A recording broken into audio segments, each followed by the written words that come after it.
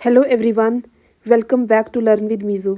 आज के इस वीडियो लेक्चर में हम 50 एमसीक्यूज़ करेंगे ऑन मॉडर्न इंडियन हिस्ट्री पे।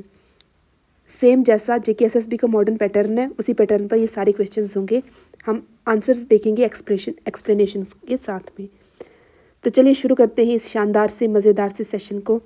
और फ्रेंड्स, लाइक्स बहुत कम आते हैं वीडियोज़ पर, तो लाइक करें क्योंकि बहुत मेहनत लगती है इन लेक्चर्स को बनाने के लिए। तो चलिए शुरू करते हैं बिना टाइम वेस्ट किए। फर्स्ट क्वेश्चन है आपकी स्क्रीन पर, which of the following statement about the revolt of 1857 are correct. ठीक है, आपको बताना है कि रिवॉल्ट ऑफ 1857 के बारे में कुछ हमारे पास स्टेटमेंट्स यहाँ पे लिखी गई हैं, तो आपको बताना है कि इनमें से कौन सी स्टेटमेंट जो है वो करेक्ट है। ठीक है, आपको बताना है कौन सी स्टेटमेंट यहाँ पे करेक्ट है। सबसे पहले है कि रिवॉल्ट का स्टार्ट यानी रिवॉल्ट ऑफ 1857 का स्टार्ट मेरठ से 10 मई 1857 को हुआ और ये सिपॉइज ने किया। मतलब ठीक है, the revolt begins as a military mutiny. The military mutiny थी जो स्टार्ट हुई मेरठ से मई 1857 में।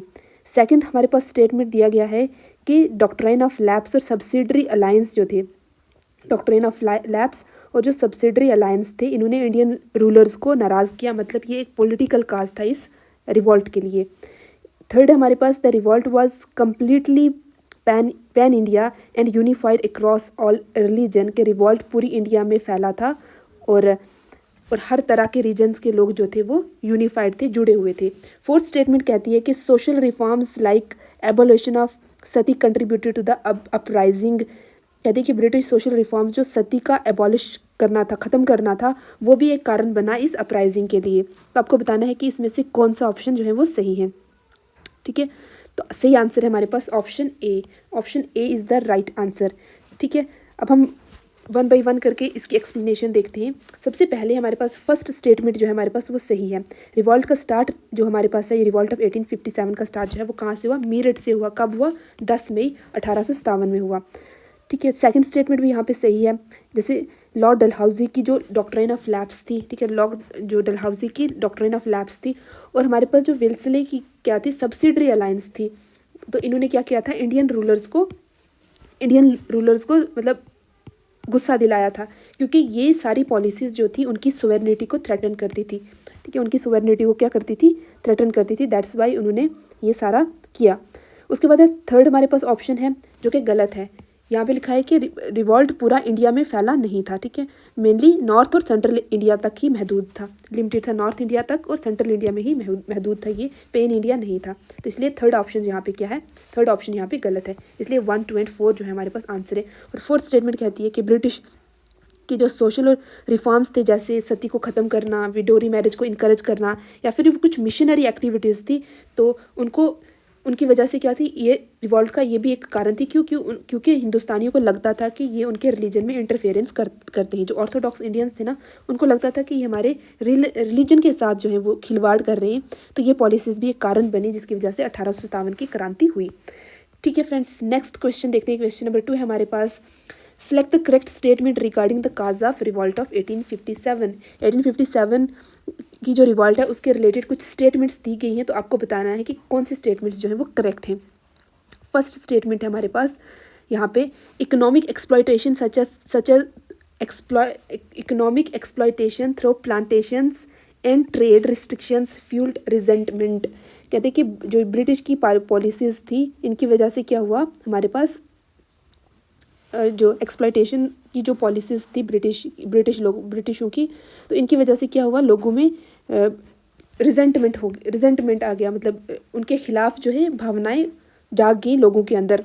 फर्स्ट स्टेटमेंट ये कहता है कि इकोनॉमिक एक्सप्लॉयटेशन जो ब्रिटिश लोगों ने किया, कहाँ पे? थ्रू प्लांटेशंस, और जो ट्रेड रिस्ट्रिक्शंस लगाई लोगों के ऊपर, तो इस सारी चीज़ों ने फ्यूल किया रिजेंटमेंट। जो हमारे पास ब्रिटिश है उनके खिलाफ विद्रोह स्टार्ट हुआ इसकी वजह से। फर्स्ट स्टेटमेंट ये कहता है कि ब्रिटिश पॉलिसीज़ ने इंडियन इकोनॉमी को डैमेज किया। उसके बाद हमारे पास सेकंड था कि जनरल सर्विस एनलिस्टमेंट एक्ट जो था, जनरल सर्विस एनलिस्टमेंट एक्ट ने फोर्स किया सिपॉइज़ को टू सर्व एब्रॉड, कि वो जो देश से बाहर जाके भी सर्व करें। इन्होंने भी इस चीज़ ने भी लोगों में आक्रोश पैदा कर दिया। थर्ड स्टेटमेंट कहती है कि ब्रिटिश ने lower the ICS exam age. ठीक है, एग्ज़ाम एज जो इंडियन सिविल सर्विसेज की एग्ज़ाम एज थी, वो ब्रिटिश लोगों ने उसकी जो एज थी उसको कम कर दिया, जिसने विच प्लीज्ड इंडियन स्टूडेंट्स, जिसने हिंदुस्तान के जो स्टूडेंट्स थे उनको खुशी दी कि एज अब कम होगी, अब हम भी पार्टिसिपेट कर सकते हैं। क्या ये ऑप्शन सही है? ऑप्शन 4 कहते हैं कि circulation of mysterious objects like chapatis and lotus flower separate the rumours against the British rule. कहते हैं कि हमारे पास चिपातीज और लोटस सर्कुलेट की गई वहाँ पे ब्रिटिश रूल को ख़त्म करने के लिए, कि ब्रिटिश रूल के खिलाफ ये चीज़ें यूज़ हुई। अब वो बताने कि इनमें से कौन सी स्टेटमेंट जो है वो सही है। तो हमारे पास यहाँ पे 1, 2 एंड 4 स्टेटमेंट जो है वो सही है। 1, 2 एंड 4 स्टेटमेंट सही है। अब क्यों सही है, अब 1 बाई 1 करके हम इसे एक्सप्लेनेशन के थ्रू देखते हैं। 1, 2 and 4 is the right answer. Statement 1 सही है। क्यों? क्योंकि ब्रिटिश पॉलिसीज़ ने इंडियन इकोनॉमी को डैमेज किया, जैसे हैंडीक्राफ्ट्स डिस्ट्रॉय हो गई थी इसकी वजह से, और फार्मर्स भी एक्सप्लॉयट हो गए थे, क्योंकि रॉ मटेरियल इंडिया से एक्सपोर्ट होकर बाहर जाता था, और जो यूरोपियन कंट्रीज़ जो थी उनमें थ्रू तब इंडस्ट्रियलाइजेशन हुआ, तो उसकी वजह से जो चीप गुड था वो वहाँ से आता था इंडिया के अंदर।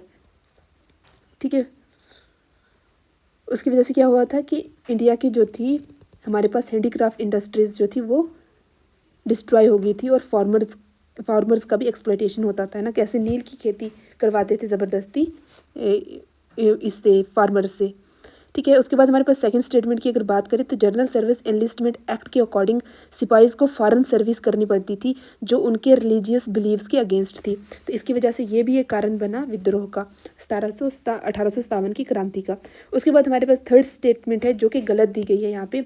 लोअरिंग ICS एज, मतलब क्या है कि इंडियन सिविल सर्विसेज एज को कम करना इंडियंस के लिए डिसएडवांटेज था, क्योंकि उन्हें लंदन जाके एग्ज़ाम देना पड़ता था, और उसमें भी बहुत मुश्किल होती थी कि आप सिर्फ और सिर्फ मतलब 19 एज तक ही कर सकते हो, एग्ज़ाम में अपीयर हो सकते हो, कुछ ऐसा इन्होंने शर्त रखी थी। तो इस वजह से ये भी एक क्या था हमारे पास, ये गलत दिया है कि खुश नहीं हुए थे बल्कि इंडियन स्टूडेंट्स, ये उनके खिलाफ एक रणनीति थी। उसके बाद हमारे पास क्या है, अगर हम ऑप्शन 4 की अगर बात करते हैं तो ये ऑप्शन यहाँ पे सही दिया गया है। चपातीज और लोटस सर्कुलेट होने से लोगों में एक सीक्रेट मैसेज स्प्रेड हुआ कि ब्रिटिश रूल ख़त्म होने वाला है। तो इसकी वजह से हम देख सकते हैं कि objects like chapatis, cakes, lotus flowers circulated mysteriously and can seen as a symbol predicting the end of the British rule, spreading rumour and unrest. तो ये सारे ऑप्शन हमने देख लिए 1 बाई 1 करके। अब नेक्स्ट क्वेश्चन हम देखते हैं, विच of the following statement about the key leaders. की लीडर 1857 में जो लीडर्स थे उनके लिए कुछ स्टेटमेंट्स यहाँ पे दी गई हैं, और आपको बताना है कौन सी स्टेटमेंट जो है वो सही है। फर्स्ट है हमारे पास जो रानी लक्ष्मीबाई हैं, उन्होंने रिवॉल्ट को लीड किया झांसी के अंदर। उसके बाद बेगम हज़रत महल ने एक्टिव थी लखनऊ के अंदर। उसके बाद नाना साहिब जो थे वो लीडर थे पटियाला, और उन्होंने सपोर्टिंग द ब्रिटिश, कि नाना साहिब ने लीडर थे, पटियाला के लीडर थे, और उन्होंने ब्रिटिशों को सपोर्ट किया। थर्ड स्टेटमेंट ये कहता है। और फोर्थ कहता है कि कुंवर सिंह ने रिवॉल्ट को लीड किया था बिहार के अंदर। आपको बताना है कि इन चारों स्टेटमेंट में से कौन सी स्टेटमेंट सही है। ठीक है, 1, 2 and 4 option A is the right answer, 1, 2 and 4। अब हम 1 बाई 1 करके इन स्टेटमेंट्स को देखते हैं। ठीक है, फर्स्ट स्टेटमेंट यहाँ पे है ट्रू। ठीक है, रानी लक्ष्मीबाई ने झांसी में बहुत ब्रेवरी से रिवॉल्ट लीड किया था। ठीक है, उसके बाद सेकंड स्टेटमेंट है हमारे पास, सेकंड स्टेटमेंट ट्रू है। बेगम हज़रत महल ने लखनऊ में ब्रिटिश के अगेंस्ट लीडरशिप को as a leadership role play किया था, एक्टिवली पार्टिसिपेट किया था ब्रिटिश के खिलाफ। उसके बाद थर्ड स्टेटमेंट यहाँ पे गलत दी गई है। नाना साहिब कानपुर की रिवॉल्ट को लीड किया था, Patiala and actually remained loyal to the British. ठीक है, नाना साहिब कानपुर में रिवॉल्ट लीड कर रहे थे। ठीक है, पटियाला ने जो ब्रिटिश लोग थे उनको सपोर्ट किया था, जो अलग थी। ठीक है, कॉन्स्टिट्यूएंसी जो अलग रीजन था। उसके बाद हमारे पास कुंवर सिंह की अगर बात करें तो वो एक प्रोमिनेंट लीडर थे, कहाँ पे, बिहार के अंदर, जो एक मेजर लीडर थे, कहाँ पे, बिहार के अंदर। तो ये 4 स्टेटमेंट्स हमने देख ली। सो ऑप्शन हमारे पास A is the right answer, 1, 2 and 4। अब नेक्स्ट क्वेश्चन देखते हैं। क्वेश्चन नंबर 4 है हमारे पास, which of the following statement regarding the outcome of revolt of 1857 was corrected. कि 1857 की क्रांति का नतीजा क्या हुआ। कुछ स्टेटमेंट्स दी गई हैं, तो आपको बताना है कि क्या इसमें कौन कौन सी जो स्टेटमेंट्स हैं वो गलत हैं। सबसे पहली स्टेटमेंट है कि ईस्ट इंडिया कंपनी का रूल खत्म हो गया और एडमिनिस्ट्रेशन ट्रांसफ़र होगी ब्रिटिश क्राउन के अंडर। फर्स्ट स्टेटमेंट ये कहती है। सेकंड कहती है कि क्वींस प्रोक्लेमेशन गारंटी किया कि रिलीजियस फ्रीडम और राइट्स ऑफ प्रिंसेस को गारंटी किया। एक मतलब क्या होगा, जो क्वीन का एक प्रोक्लेमेशन आया जिसमें उन्होंने बताया कि रिलीजन और जो हमारे पास प्रिंसेस के राइट्स हैं उन्हें प्रोटेक्ट होगा, इसका प्रॉमिस दिया गया इस प्रोक्लेमेशन के अंदर। थर्ड स्टेटमेंट कहती है कि इंडियन सोल्जर्स ने अपने जो हायर रैंक्स थे उनको मतलब दे दिया, गिव अप कर दिया, मतलब गिव अप नहीं किया। Indian soldiers were given higher ranks, Indian soldiers को हायर रैंक्स, हायर उपाधियाँ मिली हर ब्रांचेज में, आर्मी के अंदर 1857 के बाद। और थर्ड रूल कहता है, फोर्थ स्टेटमेंट कहती है कि डिवाइड एंड रूल पॉलिसीज़ को स्ट्रेंथन हुआ और स्ट्रेंथन हुई divide and rule policy to prevent the further uprising के फ्यूचर में ऐसी कोई 1857 जैसी क्रांति ना हो, उसको स्ट्रेंथन होने के लिए डिवाइड एंड रूल जो पॉलिसीज़ थी वो और ज़्यादा क्या होंगी, स्ट्रेंथन होगी और मजबूत होगी। आपको बताना है कि इन चारों स्टेटमेंट में से कौन सी स्टेटमेंट जो है वो सही है। सो option A is the right answer, 1, 2 and 4 जो है इसमें से सही है। अब हम 1 बाई 1 करके देखते हैं कि कैसे है। फर्स्ट स्टेटमेंट ट्रू है, जो ईस्ट इंडिया कंपनी का जो रूल खत्म हो गया और पावर जो है ब्रिटिश क्राउन के पास चली गई थी, ये वाली स्टेटमेंट जो है वो सही है। फर्स्ट जो स्टेटमेंट है वो ट्रू है। सेकंड स्टेटमेंट कहती है कि जो क्वीन विक्टोरिया की प्रोक्लेमेशन थी जिनमें जैसे रिलीजन और प्रिंसेस के राइट्स प्रोटेक्ट करने का प्रॉमिस दिया गया था, ये स्टेटमेंट भी सही है कि 1857 के विद्रोह के बाद क्वीन प्रोक्लेमेशन आया 1858 का, उसके बाद उसने ये प्रॉमिस किया कि हम रिलीजियस राइट्स को प्रोटेक्ट करेंगे और जो प्रिंसेस के राइट्स थे, इंडियन प्रिंसेस के राइट्स से जो वो उनको भी हम क्या करेंगे, उनके जो भी हकों के वो भी हम रिस्पेक्ट करेंगे, उनको भी प्रोटेक्ट करेंगे, उन्हें भी प्रोटेक्शन देंगे। यहाँ पे थर्ड स्टेटमेंट जो है वो फॉल्स है। ठीक है, इंडियंस को हाई रैंक आर्मी में नहीं मिला था क्योंकि ब्रिटिश ने इसको और ज़्यादा स्ट्रिक्ट कर दिया था कि फर्दर ऐसा विद्रोह ना हो, तो उन्होंने जो हायर रैंक पे के ऑफिसर्स थे ना उनको भी कम कर दिया था कि इंडियंस ना हो वहाँ पे, ताकि और ऐसी जो है क्रांति ना हो, 1857 जैसी क्रांति और फर्दर ना हो। नेक्स्ट हमारे पास अगर ऑप्शन फोर्थ की अगर बात करें तो ये ऑप्शन यहाँ पे सही दिया गया है। द ब्रिटिश ने इस डिवाइड एंड रूल पॉलिसी को, मतलब डिवाइड करो और रूल करो की जो पॉलिसी थी उसको यूज़ करके हिंदू मुस्लिम को रिलीजन जो रीजनल मतलब रीजन के बेसिस पे, कास्ट के बेसिस पे, रिलीजन के बेसिस पे, इन सारे के बेसिस पे उनमें डिवीजन को फर्दर इंक्रीज़ किया ताकि लेटर ऑन 1857 जैसी क्रांति ना हो। ठीक है, ये सारे के सारे स्टेप्स उन्होंने लिए थे। नेक्स्ट क्वेश्चन देखते हैं, क्वेश्चन नंबर 5 है हमारे पास। Which of the following were military cause of revolt of 1857? इनमें से कौन सा मिलिट्री काज था 1857 की क्रांति का? तो आपको बताना है कि इनमें से कौन सा कारण था 1857 की क्रांति का। ठीक है, फर्स्ट कहता है कि डिस्पैरिटी थी, मतलब क्या था, डिस्पैरिटी थी बिटवीन ब्रिटिश और इंडियन सोल्जर्स के बीच में, इंडियन सोल्जर्स के बीच में और ब्रिटिश के जो सोल्जर्स थे उनके बीच में बहुत ज़्यादा क्या था, डिफरेंस था, डिस्पैरिटी थी। ठीक है, एक को अच्छी चीज़ें मिलती थी, दूसरे को कम मिलती थी, इन टर्म्स ऑफ पेमेंट होगी, इन टर्म्स ऑफ वेपन्स हो गए, या फिर स्टेटस हो गया आर्मी के अंदर। क्या ये कारण था, मिलिट्री काज था? या फिर ये मिलिट्री काज था कि जनरल सर्विस एनलिस्टमेंट एक्ट सिपाहीज़ को फोर्स करता था कि वो बाहर जाके भी सर्व करें, कंट्री से बाहर जाके भी सर्व करें? या फिर ये र्यूमर फैला था कि जो कारतूस था जो हमारे पास बंदूक के अंदर, उसमें काऊ और पिग का फैट है और जिसने हिंदूज़ और मुस्लिम के सेंटीमेंट को हर्ट किया और लेटर 1857 की क्रांति हुई। फोर्थ स्टेटमेंट कहता है कि फेलियर था of British in Afghanistan giving Indians hope to overthrow British rule, कि जब ब्रिटिश नाकाम हो गया अफगानिस्तान के अंदर तो उसने हिंदुस्तानियों को ये उम्मीद दी कि वो भी ब्रिटिश रूल को निकाल के बाहर फेंक सकते हैं हिंदुस्तान से। तो आपको बताना है कि इन चारों स्टेटमेंट में से कौन सी स्टेटमेंट सही है। तो यहाँ पे इस क्वेश्चन में हमारी चारों की चारों स्टेटमेंट्स जो हैं वो सही हैं। All of the above is the right answer. अब हम 1 बाई 1 करके सारी स्टेटमेंट्स देखते हैं।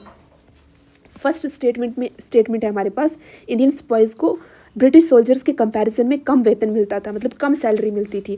ठीक है, कम पेमेंट मिलती थी और सोल्जर्स के कंपैरिजन में उन्हें कम फैसिलिटीज़ मिलती थी, किनको, इंडियन सोल्जर्स को, और उन्हें हमारे पास स्टेटस भी उन्हें कम मिलता था और उन्हें अच्छे हथियार भी नहीं मिलते थे। तो इसकी वजह से जो सिपाही थे उनके बीच में आक्रोश फैल गया, रिजेंटमेंट फैल गया ब्रिटिश रूल के खिलाफ कि उनके साथ भेदभाव होता है, डिस्पैरिटी होती है।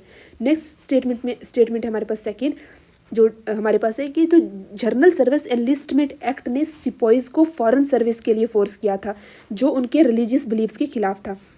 ठीक है, तो तभी ये भी एक कारण बना 1857 की क्रांति का। उसके बाद हमारे पास ये अफवाह फैल गई कि जो कारतूस है, ठीक है, ग्रेस्ट कार्टेज है कि जो काऊ और पिग के फैट से बना है, उसकी र्यूमर फैल गई और जिसने किसको, हिंदू और मुस्लिम्स की जो रिलीजियस सेंटिमेंट्स थे उनको हर्ट किया और नतीजा ये हुआ कि ये इमीडिएट ट्रिगर बना 1857 की क्रांति का। फोर्थ स्टेटमेंट में की अगर हम बात करते हैं यहाँ पे, जो कि सही है, इसमें लिखा है कि अफगानिस्तान में ब्रिटिश जो थे वो फेल हो गए थे, तो इसीलिए इंडियंस को ये कॉन्फिडेंस मिला वहाँ से कि हम भी ब्रिटिश को यहाँ से हरा सकते हैं, उन्हें भी चैलेंज कर सकते हैं। इसलिए चारों के चारों फैक्टर जो इंटरलिंक्ड थे और कंट्रीब्यूटेड एज अ मिलिट्री काज, इन चारों को मिलिट्री काज कहते हैं 1857 की क्रांति का। ठीक है, ये हमारे पास चारों के चारों option. So option D is the right answer, all of the above. Next हम देखते हैं क्वेश्चन नंबर 6 की अगर बात करते हैं, which among the following founded the Brahmo Samaj. अब आपको बताना कि ब्रह्मो समाज के फाउंडर कौन थे। किसने ब्रह्मो समाज की नींव रखी? स्वामी दयानंद सरस्वती जी ने, राजा राममोहन राय ने, और ज्योतिबा फुले जी ने, और सर सैयद अहमद खान जी ने। तो आपको बताना है कि इनमें से ब्रह्मो समाज की नींव किसने रखी। So option B is the right answer, Raja Rammohan Roy ने, राजा राममोहन राय ने रखी। अब हम थोड़ा सा इसको डिटेल में देखते हैं, एक्सप्लेनेशन देखते हैं, ठीक है। राजा राममोहन राय ने 1828 में 1828 में क्या किया, ब्रह्मो समाज की नींव रखी। और इस मूवमेंट के का मेन एम था कि किसको प्रमोट करना, मोनोथिज्म को प्रमोट करना, एक ईश्वरवाद को प्रमोट करना, और आइडियल वर्शिप को, मूर्ति पूजा को अपोज करना। और हमारे पास क्या था, जो हमारे पास जो प्रिस्टली डोमिनेंस है ना, जो हमारे पास ये जो रिलीजियस लोग हैं हमारे पास, तो इनका जो डोमिनेंस था सोसाइटी के अंदर, प्रिस्ट्स का, जो ये साधु हैं, जो पंडित वगैरह हैं, इनका जो डोमिनेंस है उसको कम करना। और थर्ड हमारे पास इसका नेक्स्ट अगर हम देखें तो रैशनैलिटी और एजुकेशन को क्या करना, इस पर एम्फेसाइज करना कि लोग कारण तर्क दें कि कोई चीज़ है तो क्यों हो रही है। एजुकेशन को सेपरेट करना, एक ये वजह थी। और ब्रह्म समाज बनाने की और था हमारे पास सोशल रिफॉर्म्स होने चाहिए इंडियन सोसाइटी के अंदर। जो हमारे पास क्या होने चाहिए, जो समाज में अगर कुछ ख़राब जो चीज़ें चल रही हैं उनके खिलाफ भी चीज़ें होनी चाहिए ताकि वो चीज़ें हमारे समाज में ना हो। रैशनैलिटी, एजुकेशन और सोशल रिफॉर्म पे एम्फेसिस किया गया थ्रू ब्रह्मो समाज। सो राजा राममोहन राय ने 1828 में ब्रह्मो समाज की नींव रखी। नेक्स्ट हम देखते हैं question number 7, which movement aimed at promoting the widow remarriage and discouraging the child marriage. कि इनमें से कौन सी मूवमेंट थी जिसने जो विडो री मैरिज को इनकरेज किया, प्रमोट किया कि वो औरतें जिनके खामिद मर जाते हैं तो वो दोबारा शादी कर सकते हैं। विडो री मैरिज और चाइल्ड मैरिज को क्या किया, डिस्करेज किया। तो इनमें से कौन सा था हमारे पास, option B is the right answer, widow remarriage association ने इस पर काम किया। अब हम थोड़ा सा इसको डिटेल में देखते हैं। जो हमारे पास विडो री मैरिज एसोसिएशन है, और इसको ये कब बनाई गई, 1853 में बनाई गई, 1853 में बनाई गई बाई विष्णु शास्त्री पंडित जी के द्वारा। ठीक है, इसकी नींव किसने रखी, 1853 में विष्णु शास्त्री पंडित जी ने रखी। ठीक है, और मेन फोकस क्या था कि विडो री मैरिज को प्रमोट करना, चाइल्ड मैरिज का अपोज करना, और डोवरी प्रैक्टिसेस को का अपोज करना। ठीक है, विडो री मैरिज को अपोज करना, ठीक है, अपोज करना विडो री मैरिज को। फिर उसके बाद हमारे पास विडो हेड शेविंग जो होती थी, जब विडोज हो जाती थी औरतें, तो इसका अपोज करना, और डोवरी प्रैक्टिसेस का अपोज करना, और प्रमोट करना क्या, विडोज री मैरिज को क्या करना, प्रमोट करना, सोशल रिफॉर्म करना, वीमेंस को इनकरेज करना। ठीक है, तो ये सारी चीज़ें थी हमारे पास विडो री मैरिज एसोसिएशन की। ठीक है, फाउंड हुआ 1853 में, विष्णु शास्त्री पंडित जी ने किया। और ये किसके खिलाफ था, इन्होंने चाइल्ड मैरिज और डोवरी सिस्टम का अपोज करना यहाँ पे था, और इनकरेज किया सोशल रिफॉर्म्स को औरतों के लिए, और प्रमोट किया विडोज़ की री मैरिज को। तो ये सारी चीज़ें हुई यहाँ पे। नेक्स्ट हम देखते हैं क्वेश्चन नंबर 8 है हमारे पास, the Singh Sabha movement was related to Sikh community. Singh Sabha movement Sikh community के रिलेटेड थी, और इनमें से बताना है कि कौन सी स्टेटमेंट इनके रिलेटेड सही है। ये 1873 में ठाकुर सिंह सिंधवाला के द्वारा और ज्ञानी ज्ञान सिंह के द्वारा क्या की गई, इसकी नींव रखी गई, फाउंड की गई।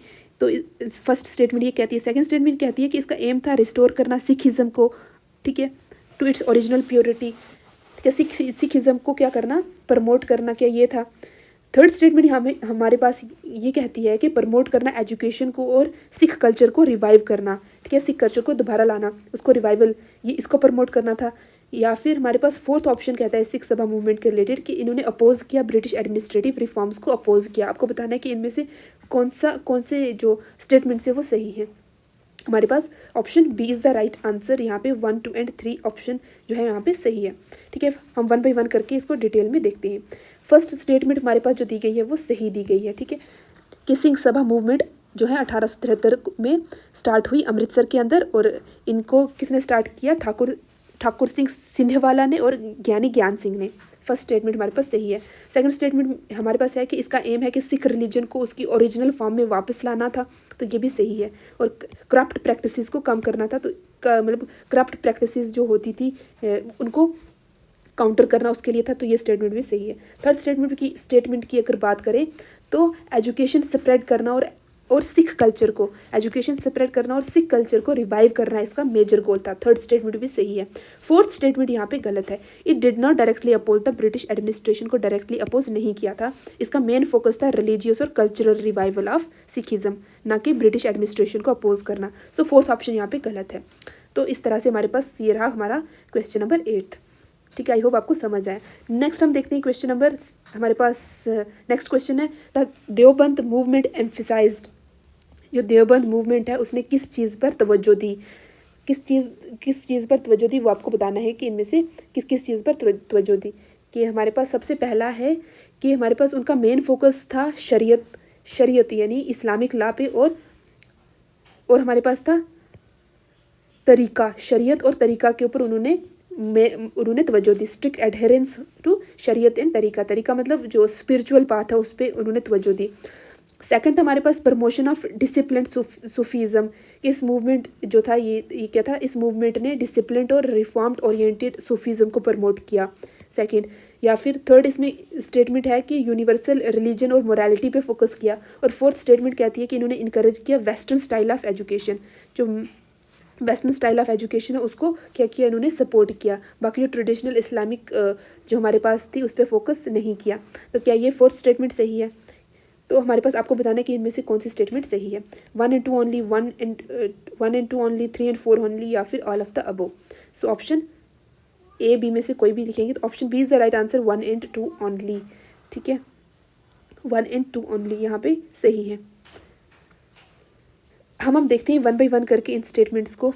ठीक है, फर्स्ट स्टेटमेंट कहती है कि फर्स्ट स्टेटमेंट जो थी हमारे पास कि इन्होंने शरीयत और तरीका पे फोकस किया, तो ये स्टेटमेंट सही है। ठीक है, दारुल उलूम देवबंद का मेन फोकस शरीयत और तरीका था। शरीयत यानी इस्लामिक लॉ और तरीका यानी डिसिप्लिन, जो स्पिरिचुअल डिसिप्लिन था उस पर, स्पिरिचुअल पाथ या फिर स्पिरिचुअल डिसिप्लिन था उस पर था।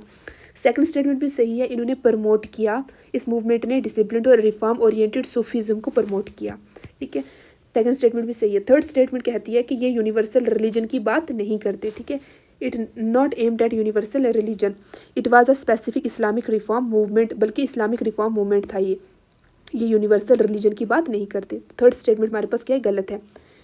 नेक्स्ट हमारे पास फोर्थ स्टेटमेंट कहती है कि वेस्टर्न एजुकेशन को सपोर्ट नहीं किया इन्होंने। ठीक है, यहाँ वहाँ पे कहते थे कि वेस्टर्न एजुकेशन को सपोर्ट किया है ना, यूनिवर्सल एजुकेशन और मोरालिटी की बात नहीं करते थे ये, encourage western style of education ये भी नहीं था। तो वही कहते हैं कि इन्होंने अपोज किया था वेस्टर्न स्टाइल ऑफ एजुकेशन को और एम्फेसिस किया था ट्रेडिशनल इस्लामिक लर्निंग को। ठीक है, जो ट्रेडिशनल इस्लामिक लर्निंग है उस पर उन्होंने फोकस किया था कि जो इस्लामिक लर्निंग है वो लोगों को सीखनी चाहिए, वो लोगों को क्या करनी चाहिए, सीखनी चाहिए। ठीक है, अब हम नेक्स्ट क्वेश्चन देखते हैं। क्वेश्चन नंबर 9 है हमारे पास, which of the following are the was the major economic factor, इनमें से कौन सा आर्थिक कारण था जिसने इंडियन नेशनलिज्म को लीड किया, जिसने इंडियन नेशनलिज्म को लाया। ठीक है, कौन सा इकोनॉमिक फैक्टर था? सबसे पहला यहाँ पे ऑप्शन दिया गया है ड्रेन ऑफ वेल्थ थ्योरी। दादा भाई नेहरू जी ने जो ड्रेन ऑफ वेल्थ थ्योरी थी ये था हमारे पास कारण था, या फिर उसने हमारे पास हैंडीक्राफ्ट इंडस्ट्रीज़ को ख़त्म कर दिया ब्रिटिश इंपोर्ट्स की वजह से, या फिर मॉडर्न एजुकेशन का स्प्रेड हुआ, मॉडर्न एजुकेशन फैली। थर्ड ऑप्शन, या फिर फोर्थ स्टेटमेंट कहती है, फोर्थ ऑप्शन है हमारे पास कि इन्होंने इन्फ्लुएंस किया ग्लोबल रेवोल्यूशनरीज़ को, लाइक फ्रेंच रेवोल्यूशन को इन्होंने क्या किया, इन्फ्लुएंस किया। तो आपको बताना है कि इनमें से कौन सा ऑप्शन सही है। सो option B is the right answer, 1 and 2 only. अब हम 1 by 1 करके इन स्टेटमेंट्स को देखते हैं।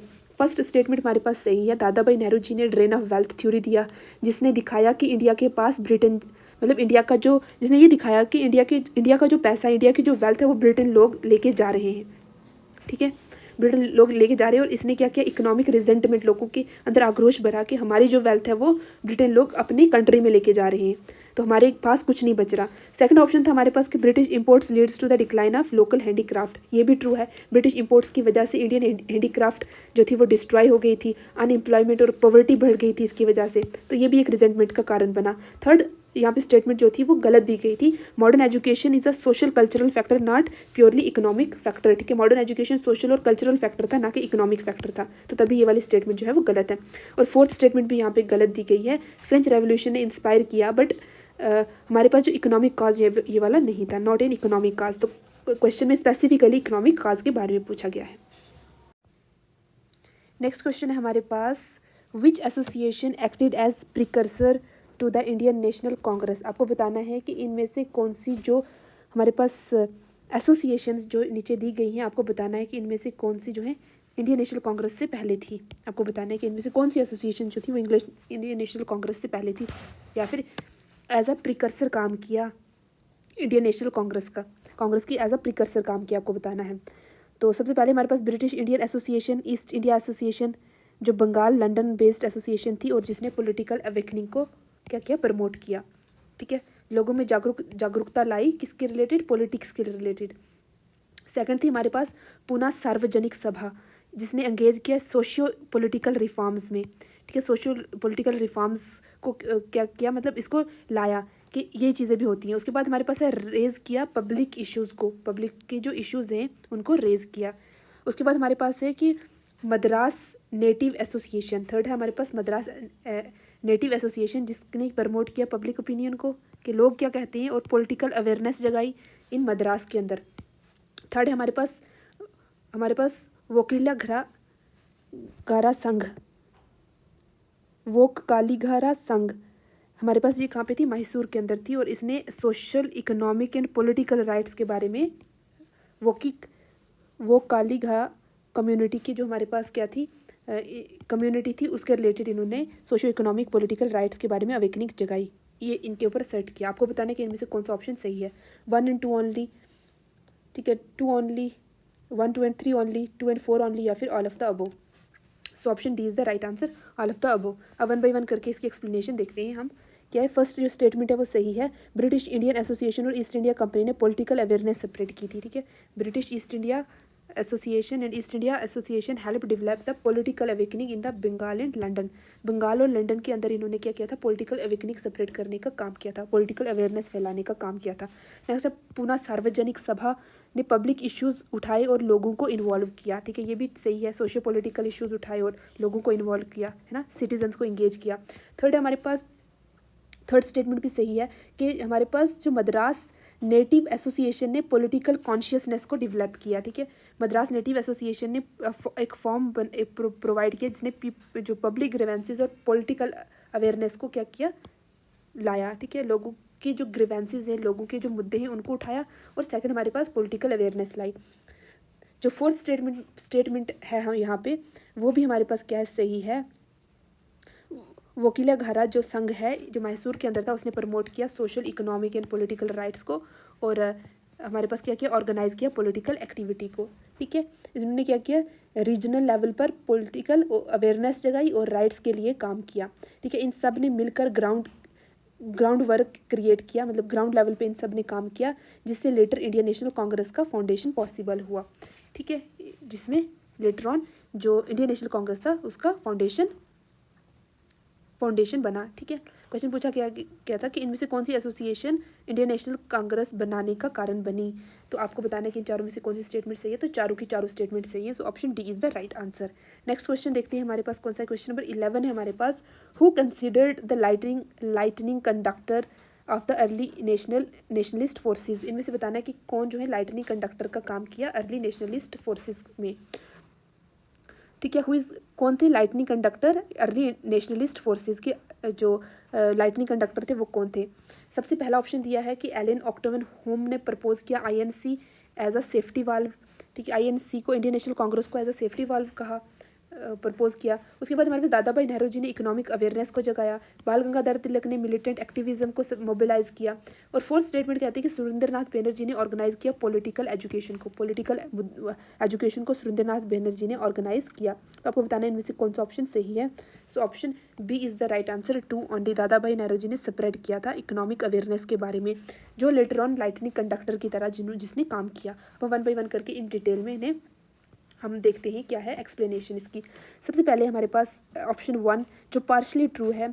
ठीक है, जो हमारे पास क्या है, पार्शली ट्रू है। ह्यूम ने क्रिएट किया था INC but is not consider the lightning conductor. Indian National Congress को बनाया था लेकिन इंडियन नेशनल कांग्रेस को एज ए लाइटनिंग कंडक्टर नहीं कहा था। ठीक है, सेकंड स्टेटमेंट ट्रू है। दादा भाई नेहरू जी ने क्या किया था, दादा भाई नेहरू जी ने उन्होंने अपनी इकोनॉमिक थ्योरीज और नेशनलिस्ट आइडियाज़ के थ्रू लोगों को यूनाइट किया था।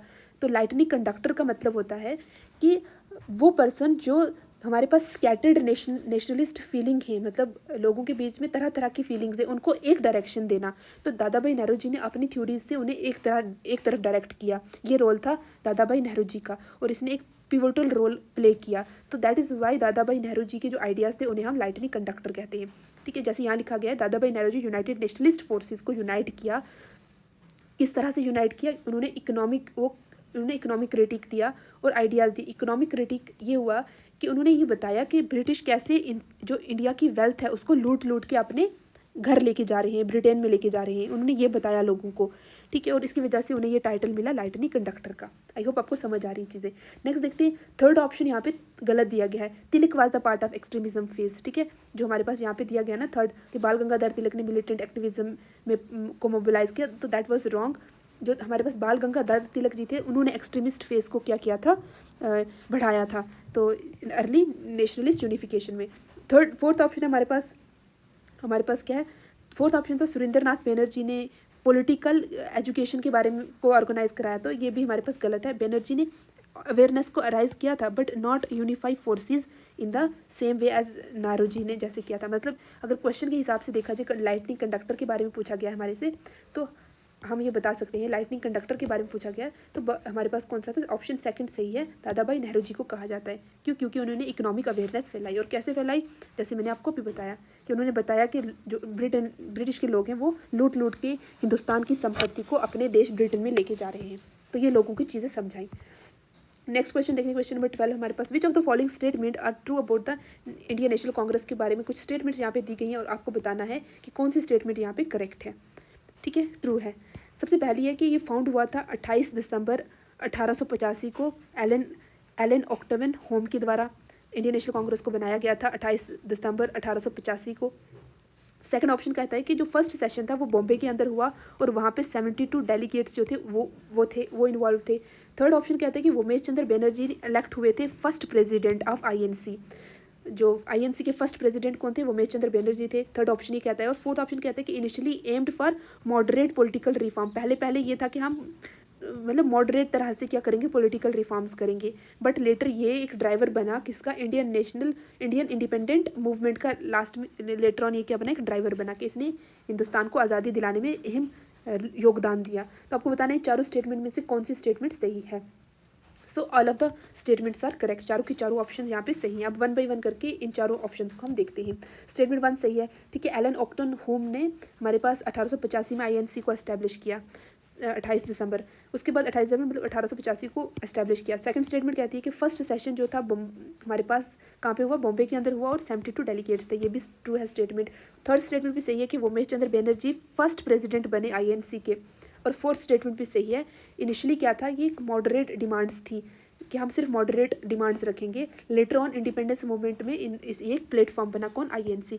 सो all the four statements describe करती है origin and early role of INC. चारों के चारों स्टेटमेंट्स इसकी शुरुआत कैसे हुई और शुरुआत में आईएनसी का रोल क्या था, तो उसके बारे में भी हमें चारों की चारों स्टेटमेंट बताती है। तो चारों की चारों स्टेटमेंट इस क्वेश्चन में क्या है, सही है, ठीक है। नेक्स्ट करते हैं हम क्वेश्चन नंबर हमारे पास 13 क्वेश्चन देखते हैं। विच of the following pair about the INC Indian National Congress में इनकरेक्ट है। आपको बताना है इनमें से कौन सा पेयर इनकरेक्ट है, ठीक है। ये पेयर 1 है और ये पेयर हमारे पास सेकेंड है, ठीक है। एक्सट्रीमिस्ट फेज जो था 1885 से 1905 में हुआ, ठीक है। इन्होंने क्या किया, demanded direct action and mass mobilisation, ठीक है। और इन्होंने किस चीज़ पे बात की, डिमांड की डायरेक्ट एक्शन और मास मोबिलाइजेशन के ऊपर, कि डायरेक्ट एक्शन होना चाहिए। फर्स्ट स्टेटमेंट ये कहती है। सेकंड स्टेटमेंट हमारे पास कहती है, सेकंड स्टेटमेंट ये कहती है कि हमारे पास क्या है, जो मॉडरेट फेज था ये 1885 से 1905 में 5 तक हुआ और उसके बाद इसने फोकस किया कॉन्स्टिट्यूशनल मेथड्स के ऊपर, जैसे पिटीशन हो गया, डायलॉग्स वगैरह हो गए, इस पर फोकस किया। थर्ड फेज़ जो गांधीयन फेज़ थी ये 1919 में स्टार्ट हुई और इसने नॉन वायलेंट रेजिस्टेंस किया। मतलब हम क्या करेंगे, नॉन वायलेंट तरीके से ब्रिटिश लोगों के खिलाफ क्या करेंगे, हम आवाज़ उठाएंगे, ठीक है। हम क्या करेंगे, आवाज़ उठाएंगे, नॉन जो हमारे पास क्या होंगे, नॉन वायलेंट तरीके से हम मतलब क्या करेंगे, आवाज़ उठाएंगे, ठीक है। तो आपको बताना है कि थर्ड सही है या फिर फोर्थ स्टेटमेंट की है कि पोस्ट इंडिपेंडेंस जब आज़ादी के बाद बिकेम द डोमिनेंट पार्टी, जो आईएनसी थी वो एक डोमिनेंट पार्टी बनी जिसने इंडियन डेमोक्रेसी को शेप दी। ये आपको बताना है कि हमारे पास क्या है, इनमें से कौन सा पेयर जो है आईएनसी के रिलेटेड है जो कि इनकरेक्ट है। एक्सट्रीमिस्ट फेस ने डायरेक्ट एक्शन की डिमांड की और मास मोबिलाइजेशन, मतलब सबको मिलकर क्या करना चाहिए, ब्रिटिश लोगों के खिलाफ आवाज़ उठानी चाहिए, मोबिलाइज होना चाहिए। सेकंड फेज कहता है कि मॉडरेट फेज 1885 और 1905 में लगा जिसने फोकस किया कॉन्स्टिट्यूशनल मेथड्स के ऊपर फोकस किया, ठीक है।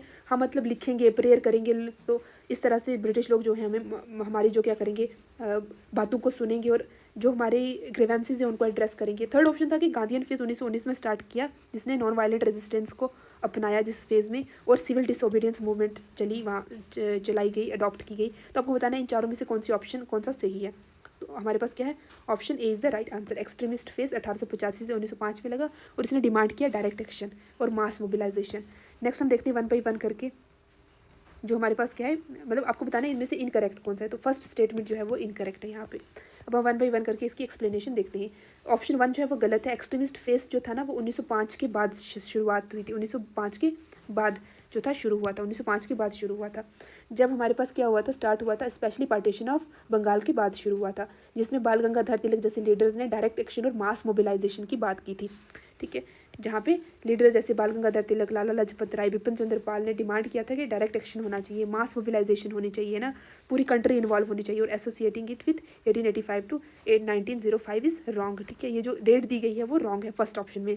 सेकंड ऑप्शन है मॉडरेट के बारे में दिया गया है 1885 से 1905 तक। ये कॉन्स्टिट्यूशनल मेथड्स, डायलॉग्स और पिटिशन पे विश्वास करते थे ना, 3 Ps पे विश्वास करते थे। तो ये जो हमारे पास ऑप्शन दिया गया ये सही दिया गया है।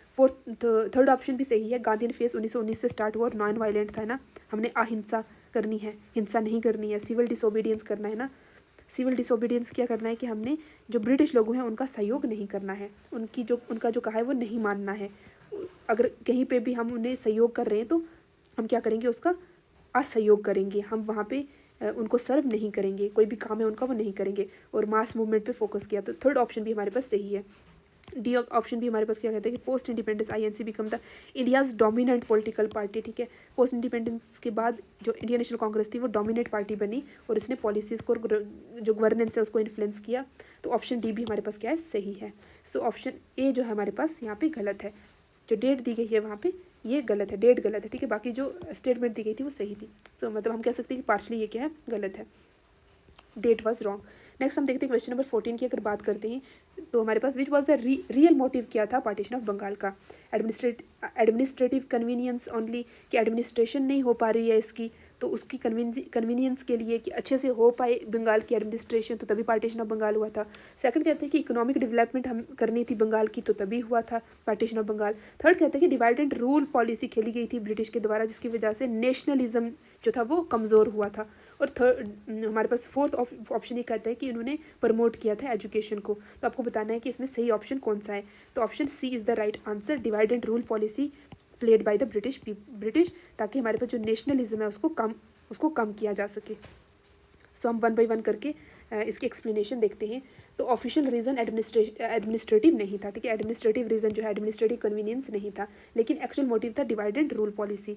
ठीक है, एक्चुअल मोटिव क्या था कि लोगों को हिंदू मुस्लिम से क्या करो, स्प्लिट कर दो। तो आउटकम उसका क्या निकला, हमारे पास वाइड स्प्रेड क्या होगा, पॉलिटिकल एजिटेशन हुआ, और लेटर ऑन स्वदेशी मूवमेंट चला कि हम क्या करेंगे, ब्रिटिश गुड्स का बहिष्कार करेंगे, उन्हें यूज़ नहीं करेंगे, जो इंडियन मेड गुड्स हैं उनको हम यूज़ करेंगे।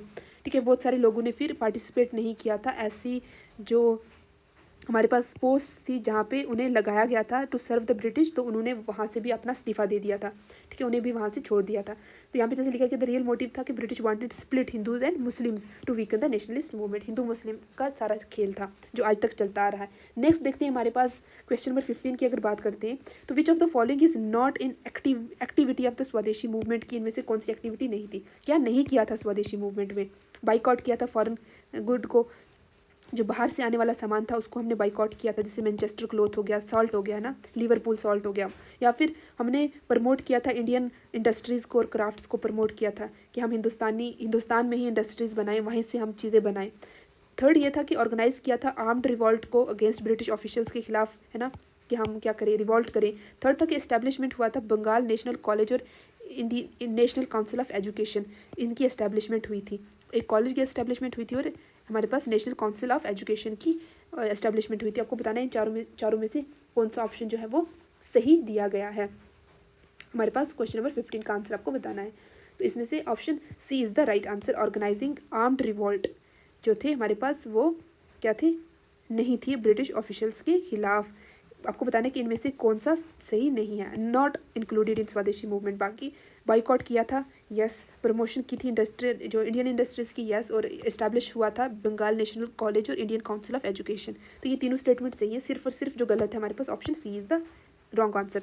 स्वदेशी मूवमेंट फोकस किया था कल्चरल नेशनलिज्म पे, इकोनॉमिक सेल्फ रिलायंस पे कि हम खुद निर्भर होंगे, अपनी चीज़ें खुद बनाएंगे, एजुकेशन पे फोकस किया और पीसफुल प्रोटेस्ट पे फोकस किया था। जो आर्म्ड एक्टिविटीज़ हैं जैसे मिलिटेंट रेवोल्यूशनरी मूवमेंट जैसे होगी तो उन पे फोकस नहीं किया था। ठीक है, नॉन वायलेंस पे हमेशा ही फोकस रहा है, तो ये वायलेंट एक्टिविटीज़ पे फोकस नहीं था। दैट इज़ वाई हमारे पास ऑप्शन जो सेकंड था, थर्ड था, वो हमारे पास गलत था। और हमारे पास नेक्स्ट था कि लीडर जैसे तिलक हो गए, अरबिंदो घोष हो गए, तो इन्होंने प्रमोट किया था बाइकआउट को, एजुकेशन को और लोकल इंडस्ट्रीज़ को। ठीक है, स्वदेशी मूवमेंट का फोकस था पीसफुल प्रोटेस्ट पर। ठीक है, तो दैट इज़ वाई हमने सी ऑप्शन को गलत माना है। तो बाइकआउट करना, फॉरेन गुड को, इंडियन इंडस्ट्रीज़ को प्रमोट करना या फिर एजुकेशन इंस्टीट्यूशंस बनाना, इसका पार्ट था। लीडर जैसे अरबिंदो घोष या फिर तिलक ने इकोनॉमिक सेल्फ रिलायंस को प्रमोट किया था। और आर्म्ड रिवॉल्ट्स जैसे हमारे पास रेवोल्यूशनरी ग्रुप्स का काम जो था ना, स्वदेशी ये नहीं था। ठीक है, इसलिए हम ऑप्शन जो सी है वो हमारे पास नहीं है। नेक्स्ट हम देखते हैं what are the main cause, Surat split का कारण क्या था ये बताना है। Conflict over participation of peasants in the Swadesh के हमारे पास जो थे जो किसान लोग थे उन्होंने स्वदेशी मूवमेंट में पार्टिसिपेट किया था, ये कारण था।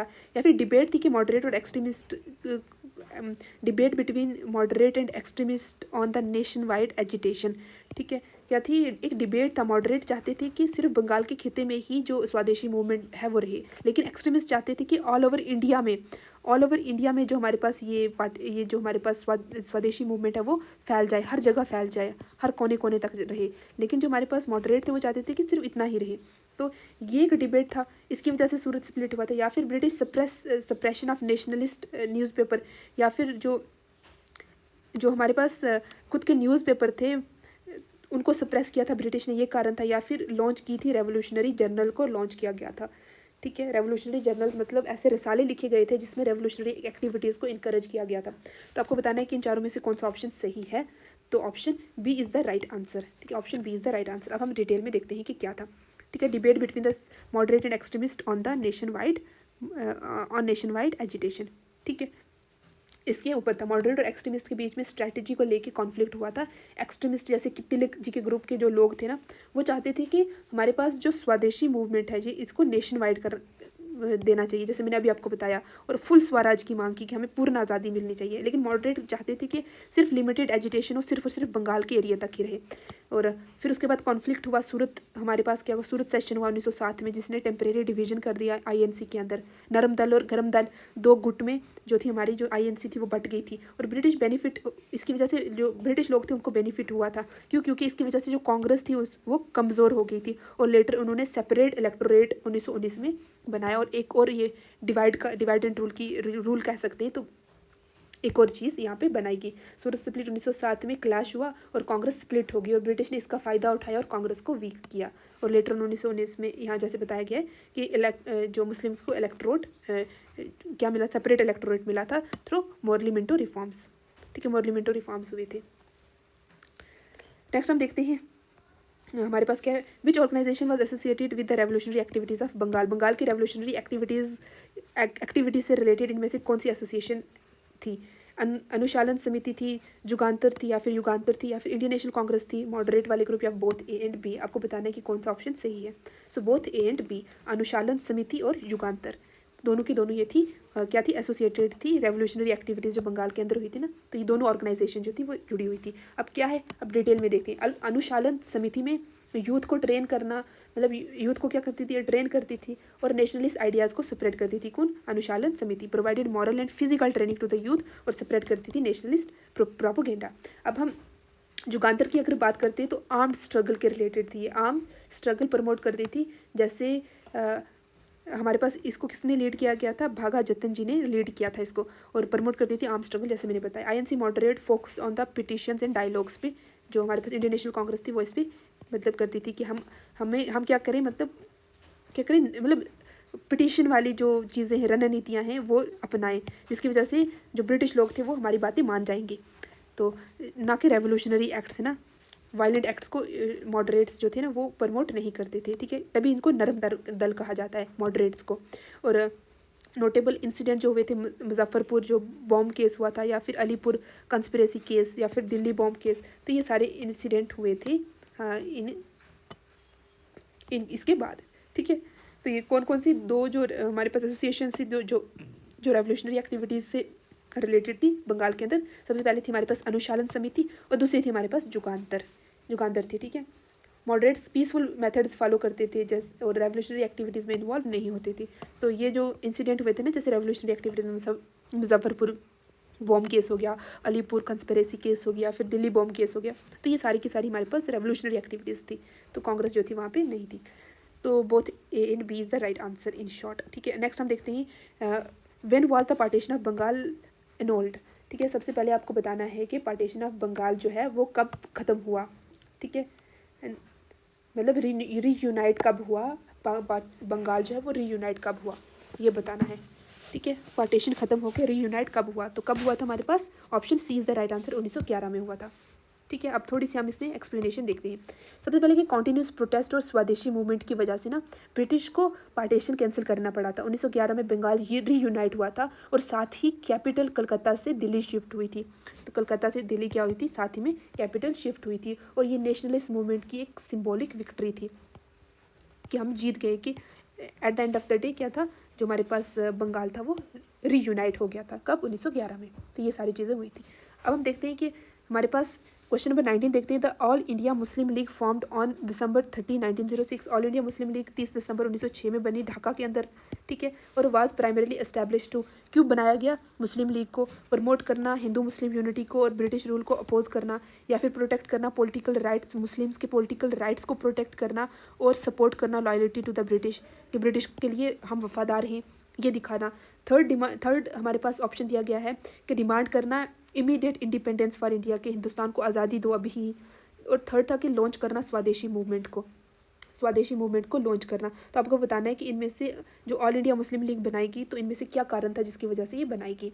सो option B is the right answer, option B is the right answer. जो मुस्लिम थे उनकी पॉलिटिकल राइट्स को प्रोटेक्ट करने के लिए और ब्रिटिश के लिए लॉयल्टी, एज अ लॉयल्टी, ठीक है। नेक्स्ट हम देखते हैं इसको डिटेल के अंदर। All India Muslim league Dhaka में इस्टेब्लिश हुई, ठीक है। ढाका के अंदर इस्टेब्लिश हुई मुस्लिम लीग, मोहम्मदन एजुकेशनल कॉन्फ्रेंस के अंदर इसको फाउंड किया गया। उसके बाद हमारे पास की लीडर्स की अगर बात करें तो आगा खान इसमें थे, नवाब सलीमुल्ला आगा खान थर्ड, और नवाब मोहसिनुल मुल्क, नवाब वकारुल मुल्क। तो ये हमारे पास की लीडर थे मुस्लिम लीग के। आगे हम थर्ड अगर बात करें तो मेन एम था मुस्लिम को पॉलिटिकल राइट्स देना इसमें, ठीक है। कॉन्टेक्स्ट क्या था, reaction to the partition of Bengal 1905 में हुआ था, and growing influence of the INC, Indian National Congress का जो इन्फ्लुएंस था वो बढ़ रहा था।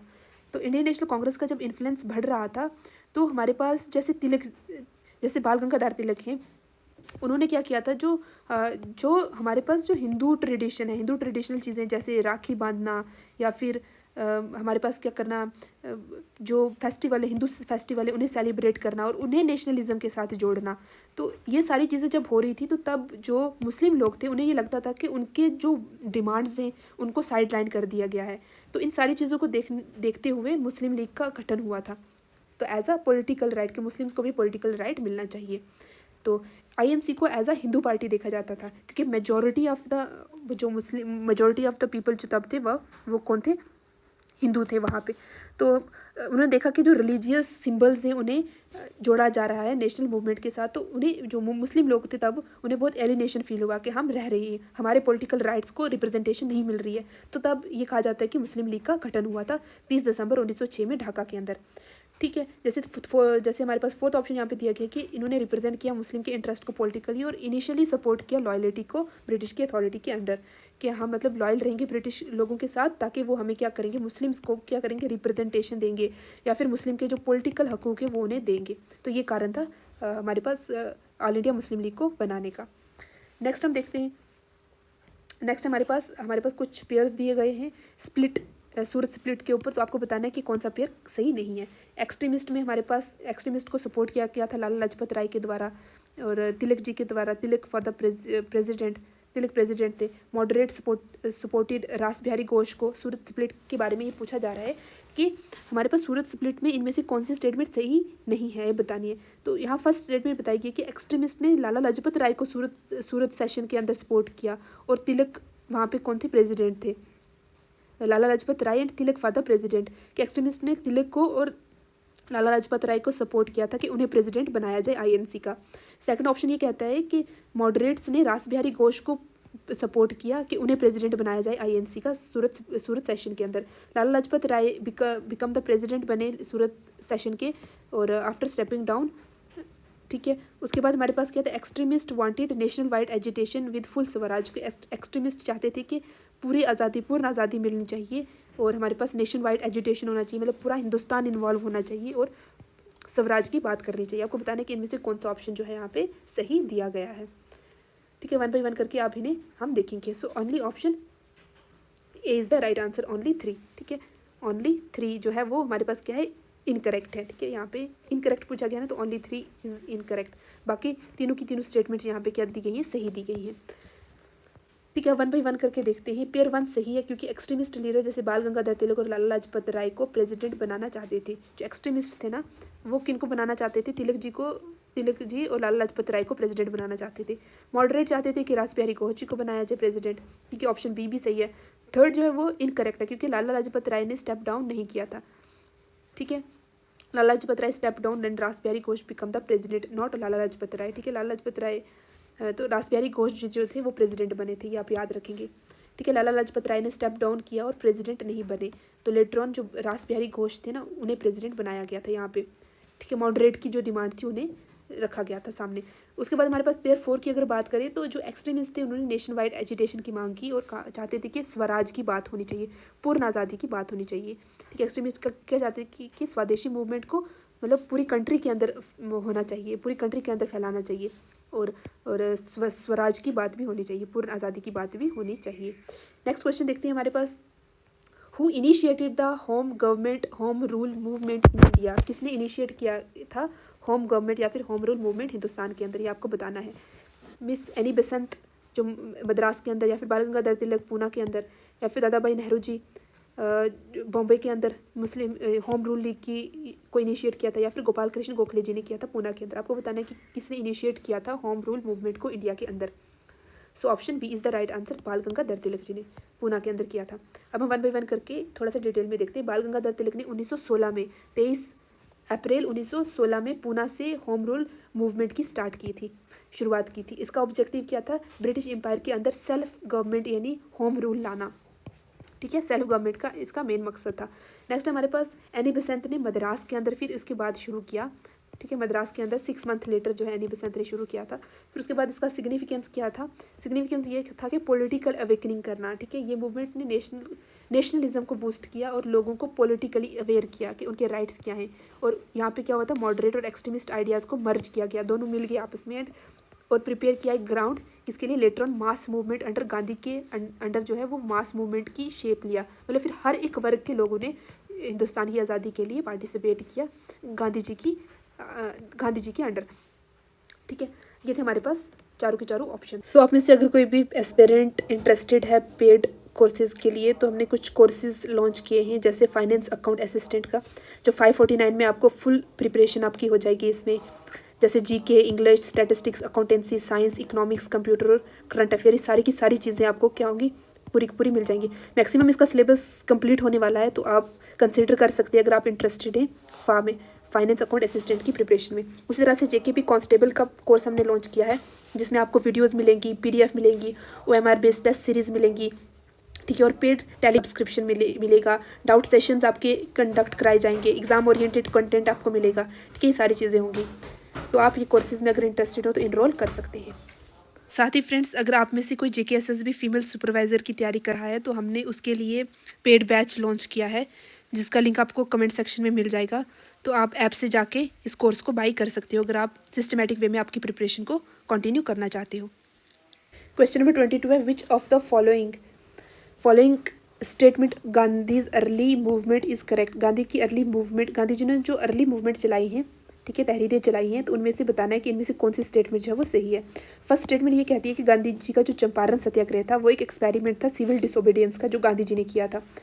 सेकंड स्टेटमेंट कहती है कि जो खेड़ा सत्याग्रह 1918 में हुआ था वो इसके लिए था, फार्मर्स प्रोटेस्टिंग के लिए था, जो किसके लिए, टैक्स के अगेंस्ट था, और इसको लीड किया गया था सरदार वल्लभ भाई पटेल जी के द्वारा गांधी जी की गाइडेंस के अंदर। थर्ड कहता है कि अहमदाबाद जो मिल स्ट्राइक 1918 में हुआ था वो एक आर्म्ड अपराइजिंग थी, है ना, वहाँ पे वायलेंस यूज़ हुआ था वर्कर्स के द्वारा अपनी वेज को हाइक करने के लिए। तो फोर्थ स्टेटमेंट कहता है कि गांधी जी इन्वॉल्व हुए थे इन्वॉल्व्ड मासीज, आम लोगों को उन्होंने शामिल किया था, जैसे हर कास्ट के लोग हो गए, लोअर कास्ट के लोग हो गए ना, इन हिज अर्ली मूवमेंट में आम लोगों को शामिल किया था। Unlike previous elite dominated protest, जो पहले होती थी ना प्रोटेस्ट गांधी जी से पहले, वहाँ पे सिर्फ और सिर्फ जो बड़े लोग अमीर लोग थे ना वही पार्टिसिपेट करते थे उन प्रोटेस्ट के अंदर। तो आपको बताना है इन चारों ऑप्शन में से कौन सा ऑप्शन सही है। Option D is the right answer, 1, 2 and 4। ठीक है, 1, 2 एंड 4 जो है हमारे पास सही ऑप्शन है। ठीक है, यहाँ ये गलत दिया, 1, 2 एंड 4 जो है वो सही आंसर। आप कैसे है, स्टेटमेंट 1 जो है वो सही दी गई है। जो चंपारण सत्याग्रह है, जो चंपारण हमारे पास हुआ था सत्याग्रह, वो फर्स्ट सिविल डिसओबीडियंस एक्सपेरिमेंट था और पीसफुल था। ठीक है, फर्स्ट ऑप्शन यहाँ पे सही दिया गया। सेकंड था हमारे पास जो खेड़ा सत्याग्रह था, वो एक पीसफुल फार्मर प्रोटेस्ट था, गांधी जी के द्वारा किया गया, और वहाँ पे सरदार वल्लभ भाई पटेल जो थे उन्होंने उसको लीड किया था। तो जिसमें लेटर ऑन सरदार का टाइटल वहाँ की जो वीमेंस थी उन्होंने दिया था सरदार वल्लभ भाई पटेल को। तो सेकंड ऑप्शन भी सही है। थर्ड ऑप्शन इनकरेक्ट है, क्यों? क्योंकि अहमदाबाद मिल स्ट्राइक जो था एक पीसफुल स्ट्राइक था। ठीक है, इन्वॉल्व जिसमें हंगर स्ट्राइक हुआ था, तो ये पीसफुल था, ना कि आर्म्ड था, ना कि यहाँ पे कुछ आर्म्ड यूज़ हुए थे। तो ऑप्शन सी गलत है। फोर्थ भी करेक्ट है। गांधी जी ने मोबिलाइज किया था फार्मर को, आर्टिसंस को, मतलब लोअर कास्ट को, कि वो क्या करें, इनमें पार्टिसिपेट करें। तो उन्होंने एलिट ओनली ट्रेडिशन को यहाँ पे ब्रेक किया था। सो ऑप्शन 4 भी यहाँ पे सही है। सो यहाँ पे 1, 2 and 4 is the right answer. Next हम देखते हैं which was the plague bonus in the Ahmedabad mill strike in 1918। ठीक है, जो प्लेग बोनस मतलब जो प्लेग एपिडेमिक था अहमदाबाद मिल स्ट्राइक में, वो क्या था? एक्स्ट्रा पेमेंट था वर्कर्स के लिए ड्यूरिंग ड्रॉट, या फिर एक्स्ट्रा पेमेंट था वर्कर्स के लिए एपिडेमिक के दौरान, या फिर एक फ़ाइन था जो इम्पोज किया गया था वर्कर्स के ऊपर, जब वो क्या कहेंगे एब्सेंट रहेंगे तो उनको फ़ाइन देना पड़ेगा, या फिर एक कंपनसेशन था डैमेज मशीनरी का, कोई मशीन टूट जाती है तो उसके लिए कंपनसेशन था। आपको बताने इनमें से क्या था, बोनस क्या था, ये प्लेग बोनस क्या था? जब प्लेग एपिडेमिक आई थी ना तो उसमें कुछ बोनस मिला था, वो क्या था वो आपको बताना है। तो option B is the right answer. Extra payment थी to workers during an epidemic. Plague जो था एक एपिडेमिक था, एक महामारी थी। अब 1 बाय 1 करके हम देखते हैं इसका सही आंसर क्या है। So extra payment to the workers during the epidemic. तो यहाँ पे देखते हैं कि अहमदाबाद में प्लेग एपिडेमिक के टाइम क्या हुआ था, मिल ऑनर्स ने वर्कर्स को एक्स्ट्रा पैसे दिए थे, तो इसको कहते हैं प्लेग बोनस। बोला गया था, मतलब क्या बोला गया था कि जो वर्कर्स हैं ना वो काम छोड़कर ना जाएं, तो उसके लिए उन्हें ये बोनस दिया गया था। बाद में जब ये बोनस हटाया गया तो तब वर्कर्स ने प्रोटेस्ट किया था गांधी जी के अंडर। तब उन्होंने क्या किया था, प्रोटेस्ट किया था गांधी जी के अंडर। ठीक है, क्योंकि ये बोनस बाद में उन्हें हटा दिया, पहले वादा किया था कि उन्हें बोनस मिलेगा लेकिन बाद में इसे हटा दिया गया था। तो this is the during 1917 plague epidemic in Ahmedabad हुआ था, और mill owners gave plague bonus to the workers to support them and discourage absenteeism during the health crisis में, कि वो काम छोड़ के ना जाए, तो इसके लिए उन्होंने जो प्लेग बोनस दिया था। नेक्स्ट हम देखते हैं क्वेश्चन नंबर 24 कहता है कि which pairs of statements about the Rowlatt Act के बारे में कुछ स्टेटमेंट्स दी गई हैं एंड जलियांवाला बाग में से आपको बताना है इनकरेक्ट कौन सी है। रॉलेट एक्ट 1919 में हुआ था, तो अलाउड किया था ब्रिटिश को टू अरेस्ट किसी भी पर्सन को बिना ट्रायल के अरेस्ट कर सकते हो, ना दलील ना वकील, है ना। तो आप किसी को भी विदाउट ट्रायल जो है वो किसी को भी आप बंदी बना सकते हो। तो रॉलेट एक्ट का पहला ये था कि ब्रिटिश को अरेस्ट कर सकता है किसी भी आदमी को विदाउट ट्रायल। सेकंड था कि Gandhi ji called for a hartal to protest the Rowlatt Act के खिलाफ प्रोटेस्ट में गांधी जी ने हड़ताल कहा था। उसके बाद हड़ताल मतलब के लिए कहा था। उसके बाद है कि जो जलियांवाला बाग हुआ था हत्याकांड, वो अक्कर हुआ था बैसाखी की गैदरिंग के अंदर, जब बैसाखी का त्यौहार था तब हुआ था। फोर्थ स्टेटमेंट कहती है कि जो मैसेकर हैपेंड हुआ था ड्यूरिंग हमारे पास villagers attack the British soldiers. ठीक है, ये मैसेकर हुआ था तब जब जो विलेज गाँव के लोगों ने जो ब्रिटिश सोल्जर्स थे उनके ऊपर अटैक किया था। आपको बताना है कि इनमें से कौन सी स्टेटमेंट जो है वो इनकरेक्ट है, सही नहीं है। तो हमारे पास आपको बताना है कि इनमें से कौन सी स्टेटमेंट सही नहीं है। तो 1, 2 एंड 4, नो 1, 2 एंड 4 हमारे पास कौन सी 3 एंड 4 जो है यहाँ पे सही नहीं है। 3 एंड 4 सही कैसे नहीं है? जलियांवाला बाग में से के पास अकॉर्डिंग बैसाखी के दिन ही तो हुआ था, इनकरेक्ट पूछा गया है। तो रॉलेट एक्ट सही है। इसमें से जो फोर्थ ऑप्शन है जो हमारे पास वो सही नहीं है, the massacre happened during the, ये नहीं किया था। ठीक है, फोर्थ ऑप्शन जो है हमारे पास ये गलत है। ठीक है, 1 एंड 2 करेक्ट है। रॉलेट एक्ट जो है इसने विदाउट ट्रायल का कहा था और हड़ताल के बारे में कहा था। तो फोर्थ स्टेटमेंट यहाँ पे गलत है, जो हमारे पास पीसफुल है। ओनली 4 जो यहाँ का वो आंसर होगा। Only 4 is the right answer. ठीक है, only 4 is the right answer. ठीक है, the Rowlatt Act the Rowlatt Act 1919 allowed the British to arrest any person without trial, सही है। गांधी जी ने हड़ताल के लिए कहा था, ये भी सही है। और बैसाखी के दिन ये वाला त्यौहार हुआ था अमृतसर के अंदर, ये भी सही है। और ये हैपन हुआ था। तो फोर्थ वाला ऑप्शन जो है वो इनकरेक्ट है। पूछा गया कि इनकरेक्ट कौन सा है, तो फोर्थ ऑप्शन इज इनकरेक्ट। ठीक है, ये गलत है यहाँ पे। नेक्स्ट हम देखते हैं क्वेश्चन नंबर 25 की अगर बात करते हैं, regarding the 1920 and 1922 non cooperation and Khilafat movement which pair of the statement is correct, which pair of statement is correct. आपको बताना है कि इनमें से कौन सी स्टेटमेंट जो है वो करेक्ट है। मूवमेंट ने मर्ज किया था नॉन कॉपरेशन मूवमेंट को और खिलाफत को, काज to form the Hindu Muslim unity front. ठीक है, मुस्लिम ने मर्ज किया था नॉन कॉपरेशन मूवमेंट को और खिलाफत मूवमेंट को, किस लिए, ताकि हिंदू मुस्लिम यूनिटी हो, हिंदू मुस्लिम जो है वो एक साथ आएँ। उसके बाद पार्टिसिपेंट्स ने बाइकआउट किया था फॉरेन गुड्स को, कोर्ट्स को और एजुकेशनल इंस्टीट्यूशंस को। ठीक है, जो अंग्रेज़ों के एजुकेशनल इंस्टीट्यूशंस थे, उनके कोर्स थे, फॉरेन गुड्स था, तो इन सबको बाइकआउट किया था, इन सबका बहिष्कार किया गया था और प्रमोट किया गया था कि हम स्वदेशी खुद के बनाए हुए वस्त्र ही धारण करेंगे, खुद के बनाए हुए जो गुड्स थे उनका ही उपयोग करेंगे, उनको ही क्या कहेंगे, उनको ही यूज़ करेंगे। ये चीज़ प्रमोट की गई थी, जैसे खादी प्रमोट किया गया था। उसके बाद Gandhi continued the movement despite the चोरी चोरा इंसिडेंट, चोरी चोरा हत्याकांड के बाद भी गांधी जी ने इस मूवमेंट को कंटिन्यू रखा। क्या ये स्टेटमेंट सही है।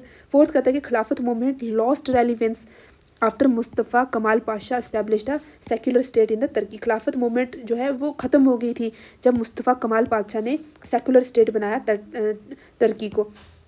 तुर्की को जब ये बनाया, क्या सेकुलर स्टेट बनाया, तो मुस्तफ़ा कमाल पाशा को, तो तब खिलाफत मूवमेंट ने अपना रेलिवेंस खो दिया। आपको बताना है कि इनमें से कौन सी स्टेटमेंट सही है। ठीक है, चोरी चोरा इंसिडेंट के बाद जो गांधी जी ने जो मूवमेंट थी कंटिन्यू नहीं रखी थी, तो थर्ड ऑप्शन यहाँ पे गलत है। ठीक है, थर्ड ऑप्शन गया, मूवमेंट ने मर्ज किया था, यस, फर्स्ट सही है। उसके बाद हमारे पास इन्होंने क्या किया था, पार्टिसिपेट किया था, ठीक है, और फोर्थ भी सही है, 1 और 4 यहाँ है। Option D is the right answer. ठीक है, option D is the right answer. अब 1 बाई 1 करके हम थोड़ा सा स्टेटमेंट को इनको डिटेल में देखते हैं कि क्या क्या हुआ था। सबसे पहले हमारे पास नॉन कॉपरेशन मूवमेंट और खिलाफत मूवमेंट को कंबाइन करके हिंदू मुस्लिम यूनिटी क्रिएट की गई थी। ठीक है, इनको यूनाइट करके हिंदू मुस्लिम यूनिटी क्रिएट की गई थी। स्टेटमेंट सेकंड भी सही है, boycott of foreign goods, court, school, स्वदेशी खादी को प्रमोट किया गया था। सेकंड स्टेटमेंट भी सही है। थर्ड स्टेटमेंट गलत है क्योंकि गांधी जी ने हटा दी थी मूवमेंट को, चोरी चोरा हत्याकांड, चोरी चोरा जो इंसिडेंट हुआ था, है ना, यहाँ पे एक पुलिस स्टेशन था जहाँ पे जो लोग थे उन्होंने उसको आग लगा थी और इसमें काफ़ी सारे लोगों की जल के मौत हो गई थी। तो इसके बाद गांधी जी ने इसको हटा दिया था। क्योंकि गांधी जी चाहते थे कि कुछ भी हो लेकिन पीसफुल चीज़ें होनी चाहिए, पीसफुल चीज़ें होनी चाहिए। ठीक है, तो इसके बाद इन्होंने, गांधी जी ने कंटिन्यू नहीं रखा था, तो ऑप्शन थर्ड जो है वो गलत है। अब फोर्थ की बात करें तो खिलाफत मूवमेंट ने अपना रेलिवेंस खो दिया था, क्योंकि जो सेकुलर स्टेट बन गई थी after under Mustafa Kemal Pasha के अंडर, ये क्या सेकुलर स्टेट बन गई थी तुर्की। ठीक है, नेक्स्ट हम देखते हैं regarding the Simon Commission and Lala Lajpat Rai incident which statement are correct. इनमें से कौन सी स्टेटमेंट जो है वो करेक्ट है, आपको बताना है कि कौन सी स्टेटमेंट जो है वो करेक्ट है। सो साइमन कमीशन अराइव्ड हुआ था 1928 में इंडिया के अंदर, किसको, कॉन्स्टिट्यूशनल रिफॉर्म्स को देखने के लिए, and had no Indian member, और इसमें कोई भी हिंदुस्तानी आदमी नहीं था। फर्स्ट ऑप्शन ये कहता है। ठीक है, सेकंड ऑप्शन ये कहता है कि रिगार्डिंग साइमन कमीशन लाला लाजपत राय। ठीक है, लाला लाजपत राय ने एक पीसफुल प्रोटेस्ट किया था, let a peaceful protest Lahore के अंदर after commission and against the commission के अगेंस्ट जो लाला लाजपत राय ने प्रोटेस्ट किया था लाहौर के अंदर, और उसमें वो इंजर हो गए थे जब पुलिस ने उन पर लाठीचार्ज किया था। उसके दौरान लाला लाजपत राय ही पास्ट अवे नवंबर 17, 1928 में वो उनकी जान चली गई थी ड्यू टू लाठीचार्ज। उनको बहुत ज़्यादा इंजरीज हुई थी इसके दौरान, तो उनकी वजह से उनका क्या हुआ था, देहांत हो गया था। ठीक है, ऑप्शन 3 ये कहता है। ऑप्शन 4 ये कहता है कि जो इंसिडेंट हुआ था इसने रेवोल्यूशनरी एक्टिविटीज़ को और ज़्यादा तेज़ कर दिया था, और इस चीज़ ने इन्फ्लुएंस किया था भगत सिंह को और हिंदुस्तान सोशलिस्ट रिपब्लिक एसोसिएशन को, क्या किया था, इन्होंने इन्फ्लुएंस किया था इस इंसिडेंट ने। तो आपको बताना है कि कौन से ऑप्शन यहाँ पे सही है, और यहाँ पे ये जो चारों के चारों ऑप्शन जो है यहाँ पे सही दिए गए हैं। तो अब हम 1 बाई 1 करके इसकी एक्सप्लेनेशन देखते हैं। ठीक है, फर्स्ट सही है, क्योंकि साइमन कमीशन इंडिया में आया था कॉन्स्टिट्यूशनल रिफॉर्म्स हम करना चाहते हैं, तो ये बात बोल के आया था। ठीक है, कॉन्स्टिट्यूशनल रिफॉर्म्स रिव्यू करने के लिए आया था, और इसमें एक भी इंडियन नहीं था। ठीक है, इसमें सारे के सारे जो थे वो ब्रिटिश पीपल थे, ऑल वाइट थे। ठीक है, उसके बाद हम देखते हैं, अगर सेकंड ऑप्शन की अगर बात करते हैं तो लाला लाजपत राय ने लाहौर में साइमन गो बैक के नारे लगाए थे। और उसमें लाठीचार्ज के दौरान जो हमारे पास लाला लाजपत राय हैं उनको बहुत ज़्यादा चोट हुई थी, ठीक है, under superintendent James A Scott, ठीक है, ये तब सुपरिटेंडेंट थे जब ये सारी चीज़ें हुई। उसके बाद हमारे पास क्या हुआ कि ऑप्शन 3 में उनकी जान चली गई थी, ठीक है। लाला लाजपत राय डाइड ऑन नवंबर 17, 1928 में इंजरीज़ की वजह से उनकी जान चली गई थी। और इसकी डेथ ने बहुत सारे रेवोल्यूशनरीज को इंस्पायर किया, जैसे भगत सिंह हो गए, हिंदुस्तान सोशलिस्ट रिपब्लिक एसोसिएशन, है ना। तो इनको क्या किया था, इनको इंस्पायर किया गया था। और इसकी वजह से जो रेवोल्यूशनरी एक्टिविटीज़ थी वो और ज़्यादा इंटेंसीफाई हो गई थी, और ज़्यादा तेज़ हो गई थी, ठीक है। ये सारी की सारी जो रेवोल्यूशनरी एक्टिविटीज़ थी ये सारी तेज़ हो गई थी। अब नेक्स्ट क्वेश्चन देखते हैं, क्वेश्चन नंबर 27 यहाँ पे क्या है। कहते हैं regarding the 1929 Lahore session of Indian National Congress, इसमें से आपको बताना है कि कौन सा पेयर सही, which of the pairs are correct. The session was presided by the Jawaharlal Nehru. जो सेशन था उसे जवाहरलाल नेहरू के द्वारा प्रिजाइड किया गया था। या फिर जो पूर्ण स्वराज कंप्लीट इंडिपेंडेंस का रेजोल्यूशन अडॉप्ट किया गया था दिसंबर 1929 में लाहौर सेशन में। थर्ड ऑप्शन ये किया गया है कि जो हमारे पास क्या था, जो हमारे पास क्या था, फर्स्ट इंडिपेंडेंस डे सेलिब्रेट हुआ था 26 जनवरी 1930 को, ये आपको बताना है। और फोर्थ था कि जो सेशन था अथोराइज़ किया गया था, जो द सेशन अथोराइज इसके बारे में था, सिविल डिसओबीडियंस मूवमेंट को लॉन्च किया गया था लाहौर सेशन के अंदर महात्मा गांधी जी के द्वारा। इस सेशन में आपको बताना है कि लाहौर सेशन के रिगार्डिंग इनमें से कौन सी स्टेटमेंट जो है वो ट्रू है, ठीक है। पहला ये कि इसे प्रिजाइड जवाहरलाल नेहरू ने किया था लाहौर सेशन को। दूसरा ये था यहाँ पे पूर्ण स्वराज रेजोल्यूशन पास हुआ था। थर्ड यहाँ पे ये था फर्स्ट इंडिपेंडेंस डे को सेलिब्रेट किया गया था। और और फोर्थ यहाँ पे हमारे पास इस session authorise the launch of civil disobedience movement. तो यहाँ पे चारों की चारों स्टेटमेंट सही हैं। Option A is the right answer. Option A is the right answer, ठीक है। 1 बाय 1 करके देखते हैं, ठीक है। स्टेटमेंट 1 सही है, जवाहरलाल नेहरू ने प्रिजाइड किया था लाहौर सेशन को। पूर्ण स्वराज का रेजोल्यूशन पास हुआ था same date. First independence day celebrate हुआ था जनवरी 26, 1930 को। और यहाँ पे गांधी जी ने लॉन्च की थी सिविल डिसोबीडियंस मूवमेंट। तो ये चारों की चारों स्टेटमेंट्स यहाँ पे सही हैं। नेक्स्ट हम देखते हैं क्वेश्चन नंबर 28 की अगर बात करते हैं तो रिगार्डिंग 1930 की जो दांडी मार्च है उनके रिलेटेड कुछ स्टेटमेंट्स दी गई हैं। तो आपको बताना है कौन सी स्टेटमेंट यहाँ पे करेक्ट है, ठीक है। मार्च शुरू हुई साबरमती आश्रम से 12 मार्च 1930 में और ख़त्म हुई 5 अप्रैल 1930 में। फर्स्ट ऑप्शन ये कहता है। सेकंड कहता है कि गांधी जी ने साल्ट को उठाया था, नेचुरल साल्ट को 6 अप्रैल 1930 को और ब्रेक किया था, ब्रिटिश सॉल्ट लॉ को तोड़ा था। ये अब हम भी क्या करेंगे, अपना साल्ट खुद बनाएंगे। नेक्स्ट हम देखते हैं the movement was violent. Movement जो थी ये वायलेंट थी और उसने बॉयकॉट किया था ब्रिटिश गुड्स को, टैक्सेस को और फॉरेस्ट लॉज को। फोर्थ कहता है कि 60,000 से ज़्यादा लोगों ने पार्टिसिपेट किया था including Gandhi and were arrested during the movement के दौरान जो थे क्या हुए थे, अरेस्ट हुए थे, ठीक है। अवर 60,000 people including Gandhi were arrested. 60,000 से ज़्यादा लोग जो थे इस मूवमेंट में अरेस्ट हुए थे गांधी जी को मिला के, इंक्लूडिंग गांधी। तो आपको बताना है कि इनमें से कौन सी स्टेटमेंट जो है वो सही दी गई है। सो option A is the right answer. चारों की चारों स्टेटमेंट्स यहाँ पे सही हैं, ठीक है। स्टेटमेंट 1 की अगर बात करें तो मार्च इन्हें कवर किया था 240 माइल्स, ठीक है। दांडी मार्च 12 मार्च को साबरमती से स्टार्ट हुआ था, 5 अप्रैल को दांडी पहुंचा था, ठीक है। साबरमती से स्टार्ट हुआ था, दांडी पहुंचा था। उसके बाद हमारे पास सेकंड स्टेटमेंट कहती है कि गांधी ने 6 अप्रैल 1930 को साल्ट उठाकर ब्रिटिश लॉ को तोड़ा था, ब्रिटिश के साल्ट लॉ को तोड़ा था 6 अप्रैल 1930 को। नेक्स्ट कहते हैं कि हमारे पास स्टेटमेंट थर्ड जो थी हमारे पास मूवमेंट नॉन वायलेंट थी और बॉयकॉट किया था इन्होंने, ठीक है। मूवमेंट जो थी वो नॉन वायलेंट थी और इसमें क्या किया था, बॉयकॉट किया था। और हमारे पास क्या था, एंड पीसफुल लॉ ब्रेकिंग की थी इन्होंने, ठीक है। पीसफुल तरीके से लॉ को तोड़ा था, साल्ट लॉ को तोड़ा था। उसके बाद स्टेटमेंट 4 कहती है कि लार्ज स्केल में अरेस्ट हुए थे 60,000 अप्रॉक्सीमेटली। तो इसने इंटरनेशनल अटेंशन को भी खींचा था अपनी तरफ इस प्रोटेस्ट के अंदर, ठीक है। ये क्या थी, नॉन वायलेंट मूवमेंट। तो जो हमारे पास चारों की चारों स्टेटमेंट्स यहाँ पे सही हैं। क्वेश्चन नंबर 29 की अगर बात करें साल्ट सत्याग्रह के रिलेटेड है। इनमें से आपको बताना है कि क्या आउटकम निकला था साल्ट सत्याग्रह के बाद। यहाँ पे क्या हुआ था कि नेशन वाइड पार्टिसिपेशन हुआ था, बिलियंस ऑफ इंडियंस जुड़े थे नेशन मूवमेंट में, या फिर इनिशिएशन हुआ था सिमिलर रीजनल मूवमेंट, ठीक है। बहुत सारी छोटी छोटी मूवमेंट्स जो हुई थी उनकी शुरुआत हुई थी।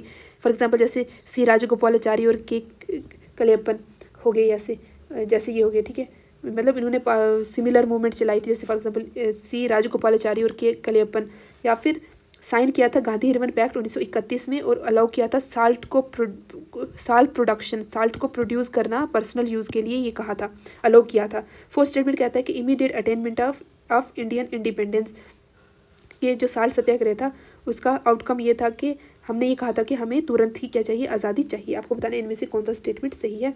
1, 2 एंड 3 जो है हमारे पास तीनों की तीनों फर्स्ट 3 स्टेटमेंट जो है वो सही है। Option A is the right answer. अब फोर्थ क्यों नहीं है वो हम देखते हैं 1 बाई 1 करके। ठीक है, स्टेटमेंट 1 जो थे मिलियंस ऑफ इंडियंस ने पार्टिसिपेट किया था नेशन वाइड, सही है। उसके बाद हमारे पास रीजनल लीडर जैसे सी राजगोपालाचारी ने और के कलियप्पन ने कुछ हमारे पास पैरेलल कैंपेन्स चलाए थे। ठीक है, इसके बाद उसके बाद हम अगर देखते हैं गांधी इरविन पैक्ट की अगर बात करते हैं तो गांधी इरविन पैक्ट में हमारे पास क्या था कि जिसमें साल्ट प्रोडक्शन अलाउ हुआ और प्रिजनर्स रिलीज हुए थे। ठीक है, ये चीज़ भी हमारे पास सही है। Gandhi Irwin pact allowed salt production और रिलीज ऑफ प्रिजनर्स की बात की थी, तो ये भी हमारे पास सही है। अब हम फोर्थ स्टेटमेंट की अगर बात करते हैं तो independence was achieved later in 1947, immediately release नहीं, मतलब इंडिपेंडेंस नहीं मिली थी। So option A is the right answer. ठीक है, फोर्थ गलत होता, फोर्थ ऑटोमेटिक गलत होता है, तीनों की तीनों स्टेटमेंट्स जो है वो चली जाती हैं यहाँ से। अब क्वेश्चन नंबर हम किसकी बात करते हैं, 30 की बात करते हैं। The Gandhi Irwin pact signed on March 5, 1931 was an agreement between. जो गांधी इरविन पैक्ट हुआ था साइन 5 मार्च 1931 में, किसके बीच में हुआ था, महात्मा गांधी और इरविन के बीच में, जवाहरलाल नेहरू और माउंटबेटन के बीच में, बाल गंगाधर तिलक और करजन के बीच में, सरदार पटेल और लॉर्ड रीडिंग के बीच में। तो name itself suggest that Mahatma Gandhi और लॉर्ड इरविन के बीच में ये वाला पैक्ट साइन हुआ था। Option A is the right answer. So हम 1 बाई 1 करके देखते हैं और स्टेटमेंट्स, इन स्टेटमेंट्स को। ठीक है, महात्मा गांधी ने इंडियन नेशनल कांग्रेस को रिप्रेजेंट किया था इसमें, और लॉर्ड इरविन ने क्या किया था, ब्रिटिश गवर्नमेंट को रिप्रेजेंट किया था। तो ये पैक्ट साइन हुआ था सेकंड राउंड टेबल कॉन्फ्रेंस जो लंदन में होने वाली थी उससे पहले साइन किया था। ठीक है, ये पैक्ट सिविल डिसोबीडियंस मूवमेंट को बंद करने के लिए हुआ था कि आप सिविल डिसोबीडियंस मूवमेंट को यहीं रोक दोगे और राउंड टेबल कॉन्फ्रेंस में पार्टिसिपेट करोगे, तो इसके लिए गांधी इरविन पैक्ट साइन हुआ था। कुछ शर्तें मानी गई थी और उनमें से ये सारी चीज़ें थी। नेक्स्ट हम क्वेश्चन नंबर 31 की अगर बात करते हैं, इनमें से कुछ स्टेटमेंट दी गई गांधी इरविन पैक्ट के बारे में। आपको बताना है कि कौन सी स्टेटमेंट यहाँ पे सही नहीं दी गई है, कौन सी स्टेटमेंट यहाँ पे इनकरेक्ट है। सबसे पहले दिया गया है कि पैक्ट जो है 5 मार्च 1931 को साइन हुआ महात्मा गांधी और इरविन के बीच में, है ना, ये सही ऑप्शन है। गांधी द कांग्रेस ने डिमांड किया था suspension civil disobedience movement as a precondition. Gandhi Congress ने डिमांड की थी, है ना, जबकि ब्रिटिश ने डिमांड की थी। तो यहाँ कहा गया है कि कांग्रेस ने डिमांड की थी, तो ऐसा तो नहीं था। सो सेकंड जो था हमारे पास इनकरेक्ट स्टेटमेंट दी गई है। तो पूछा यहाँ पे इनकरेक्ट कौन सी है, तो सेकंड जो है हमारे पास इनकरेक्ट है।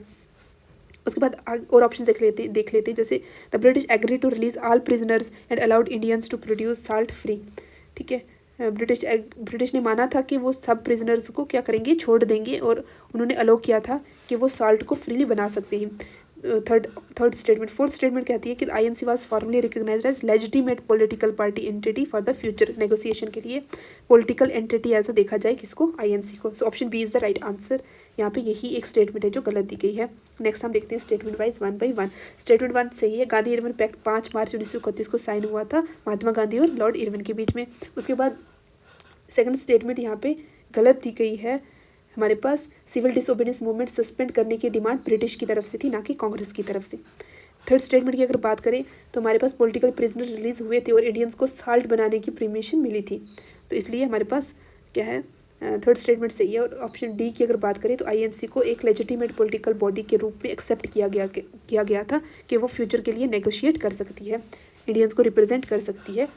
ठीक है, ये थे हमारे पास क्वेश्चन नंबर 31। 32 की अगर बात करते हैं तो इनमें से कुछ स्टेटमेंट्स दी गई हैं गवर्नमेंट ऑफ इंडिया एक्ट 1935 के बारे में। आपको बताना है कि इनमें से कौन सा ऑप्शन जो है वो फीचर था, मतलब है किसमें गवर्नमेंट ऑफ इंडिया एक्ट 1935 में था। तो आपको बताना है इनमें से कौन सा फीचर था। सबसे पहले है हमारे पास provincial autonomy with responsible government.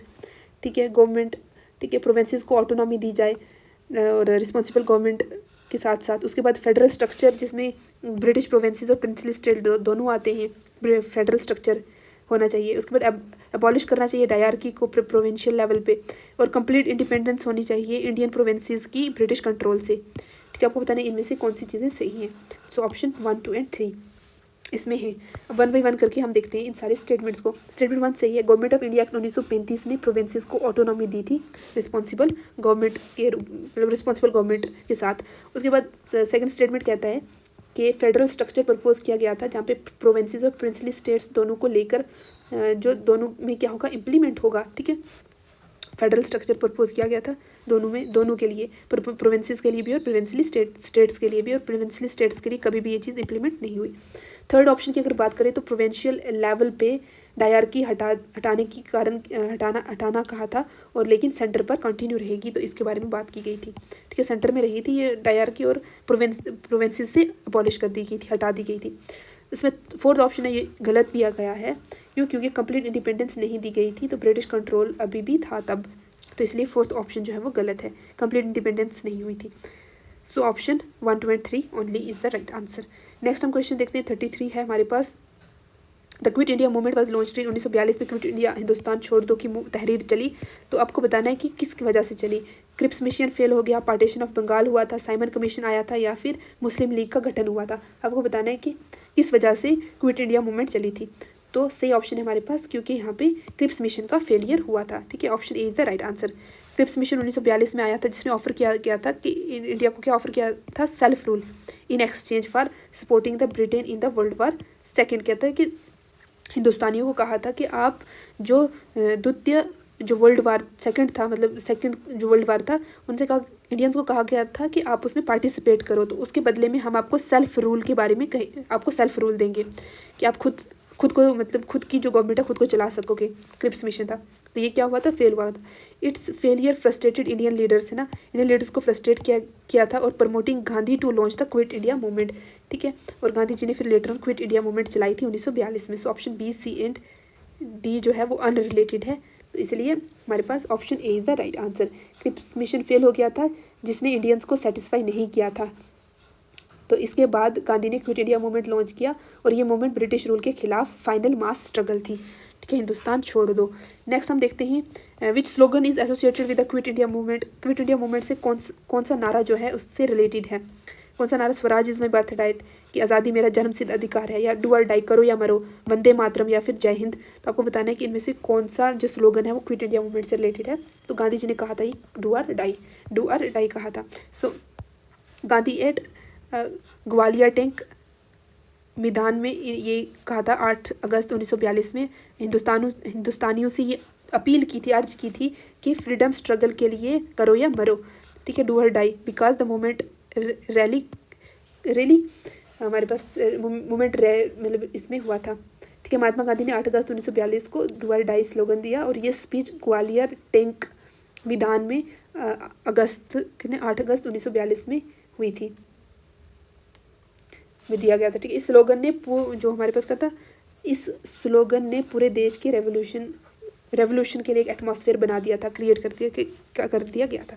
Become the movements rally crying. ठीक है, डू और डाई। ठीक है, तो ये एक हिस्सा बन गया था, करो या मरो। नेक्स्ट हम देखते हैं 35th क्वेश्चन है हमारे पास। आइडेंटिफाई करना है स्टेटमेंट को, क्विट इंडिया मूवमेंट के बारे में कुछ स्टेटमेंट्स दी गई हैं, तो आपको बताना है इनमें से कौन सी स्टेटमेंट इनकरेक्ट है। ये अगस्त 8, 1942 को ग्वालियर टैंक मैदान बॉम्बे से शुरुआत हुई इसकी, वहाँ से लॉन्च हुई। या फिर क्विट इंडिया स्लोगन जो था वो गांधी जी ने दिया था, है ना, गांधी जी ने डू और डाई का दिया था क्विट इंडिया का स्लोगन जो था। इसको लीड किया गया था, वाइड स्प्रेड मास पार्टिसिपेशन हुआ था, मतलब आम लोगों ने जड़ खड़ के भागीदारी ली थी, मतलब हिस्सा लिया था। Despite arrest of top Congress leader, जबकि जो कांग्रेस के जो टॉप लीडर्स थे वो अरेस्ट हो गए थे। ये वाला ऑप्शन जो है हमारे पास सही दिया गया है, इनकरेक्ट दिया गया है। आपको बताना है कि कौन सा इनकरेक्ट है ना। तो फोर्थ ऑप्शन है हमारे पास, पैरेलल गवर्नमेंट वर ब्रीफली एस्टेब्लिश, थोड़ी देर के लिए पैरेलल गवर्नमेंट चलाई गई थी कुछ रीजन्स में, तो ये वाला इनकरेक्ट। आपको बताना है इन चारों में से कौन सी स्टेटमेंट इनकरेक्ट दी गई है, तो ऑप्शन 2 ओनली। ठीक है, quit India movement, Quit India slogan. ठीक है, अच्छा क्विट इंडिया स्लोगन नहीं था, डू और डाई स्लोगन था। ठीक है, क्विट इंडिया मूवमेंट थी चलाई हुई। ठीक है, हिंदुस्तान छोड़ दो, डू और डाई था स्लोगन, करो या मरो। ठीक है, सेकंड ऑप्शन यहाँ पे गलत दिया गया है, बाकी सारी चीज़ें सही दी गई हैं। अब हम देखते हैं। ठीक है, जो क्विट इंडिया स्लोगन था हमारे पास, ये यूसुफ मीर अली ने दिया था, गांधी जी ने नहीं दिया था। ठीक है, क्विट इंडिया, हिंदुस्तान छोड़ो, ये स्लोगन हमारे पास यूसुफ मीर अली ने दिया था, गांधी जी ने नहीं दिया था। नेक्स्ट हम देखते हैं statement wise. Quit India movement 8 अगस्त 1942 को ग्वालियर टैंक मैदान में लॉन्च हुआ था। ठीक है, स्टेटमेंट 2 गलत है, quit India slogan Yusuf Mir Ali ने कॉइन किया था, गांधी जी ने नहीं किया था। स्टेटमेंट 3 की अगर बात करते हैं तो टॉप लीडर अरेस्ट हुए थे बाद, मतलब टॉप लीडर्स अरेस्ट होने के बाद भी मूवमेंट को मास पार्टिसिपेशन मिला था, मतलब आम लोगों ने बढ़ चढ़ के हिस्सा लिया था। फोर्थ स्टेटमेंट कहता है कि बंगाल, बिहार और उड़ीसा जैसे जो रीजन्स थे वहाँ पे पैरेलल गवर्नमेंट बनाई गई थी, वहाँ पे पैरेलल गवर्नमेंट बनाई गई थी। ठीक है, नेक्स्ट हम देखते हैं क्वेश्चन नंबर 36 की अगर बात करते हैं तो कुछ स्टेटमेंट्स दी गई हैं अबाउट द इवेंट 1946। इंडिया में कुछ इवेंट्स हुए थे 1946 में, तो आपको बताना है कि इनमें से कौन सा स्टेटमेंट्स जो हैं वो सही है। Which of the following statements about the 1946 in India में सही है, आपको बताना है क्या है। सबसे पहले था हमारे पास रॉयल इंडियन नेवी सेलर्स ने पुअर कंडीशन और डिस्क्रिमिनेशन के अगेंस्ट रिवॉल्ट किया। सेकंड था कि ये रिवॉल्ट 78 शिप्स तक स्प्रेड हुआ और हिंदू मुस्लिम यूनिटी का स्ट्रॉन्ग एग्जाम्पल था। थर्ड स्टेटमेंट कहता है कि कैबिनेट मिशन प्लान ने 3 टीयर स्ट्रक्चर प्रपोज किए थे, जिसमें हमारे पास यूनियन या फिर ग्रुप्स या फिर प्रोविंसेस तीनों आते हैं। फॉर एग्जांपल 3 टीयर स्ट्रक्चर जो यहाँ पे जैसे दिया गया है। तो फोर्थ ऑप्शन है हमारे पास, ये प्लान जो था वो उसने सक्सेसफुली प्रिवेंट किया था पार्टीशन ऑफ इंडिया को। कैबिनेट मिशन प्लान ने क्या किया था, पार्टीशन ऑफ इंडिया को रोका था। तो आपको बताना है इनमें से कौन सी स्टेटमेंट जो है वो सही है। सो हमारे पास 1, 2 एंड 3 जो थी ये स्टेटमेंट सही है ऑफ द इवेंट 1946 में। फर्स्ट सही है क्योंकि royal Indian navy revolt sellers ने पुअर कंडीशन और डिस्क्रिमिनेशन के अगेंस्ट रिवॉल्ट किया था, जैसे फर्स्ट ऑप्शन हमारे पास है। फर्स्ट एंड सेकंड सही है, और सेकंड भी सही है क्योंकि ये रिवॉल्ट 78 शिप्स तक स्प्रेड हुआ और हिंदू मुस्लिम यूनिटी के स्ट्रॉन्ग एग्जाम्पल बना था। ये Hindu Muslim display the Hindu Muslim unity.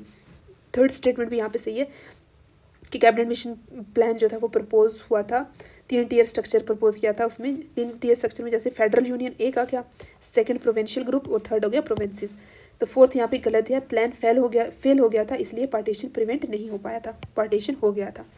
ठीक है, एंड पे। नेक्स्ट हम देखते हैं क्वेश्चन नंबर 37 की अगर बात करते हैं। Consider the following statement about the cabinet mission plan के बारे में कुछ स्टेटमेंट्स दी गई हैं, तो वो आपको बतानी है कि कौन सी सही है। फर्स्ट दी गई है हमारे पास, it was sent by British prime minister Clement Attlee के द्वारा कैबिनेट मिशन प्लान भेजा गया था। इसका मेन एम था कि इसका मेन एम वाज मेंटेन एक यूनाइटेड इंडिया बना के रखना। ठीक है, यूनाइटेड इंडिया बना के रखना। ठीक है, थर्ड था कि प्लान इमीडिएटली पाकिस्तान को बनाया इस प्लान ने। तो ऑप्शन 1 एंड 2 ओनली जो था इसका सही था। स्टेटमेंट 1 सही है, 1 बाई 1 करके देखते हैं। स्टेटमेंट 1 जो है यहाँ पे सही है, जो ब्रिटिश PM क्लेमेंट एटली थी इन्होंने ये मिशन भेजा था। ठीक है हमारे पास, ठीक है, कैबिनेट मिशन प्लान इन्होंने भेजा था। उसके बाद हमारे पास सेकंड ऑप्शन भी सही है, एम था इंडिया को यूनाइटेड रखना। ठीक है, पार्टीशन नहीं करना।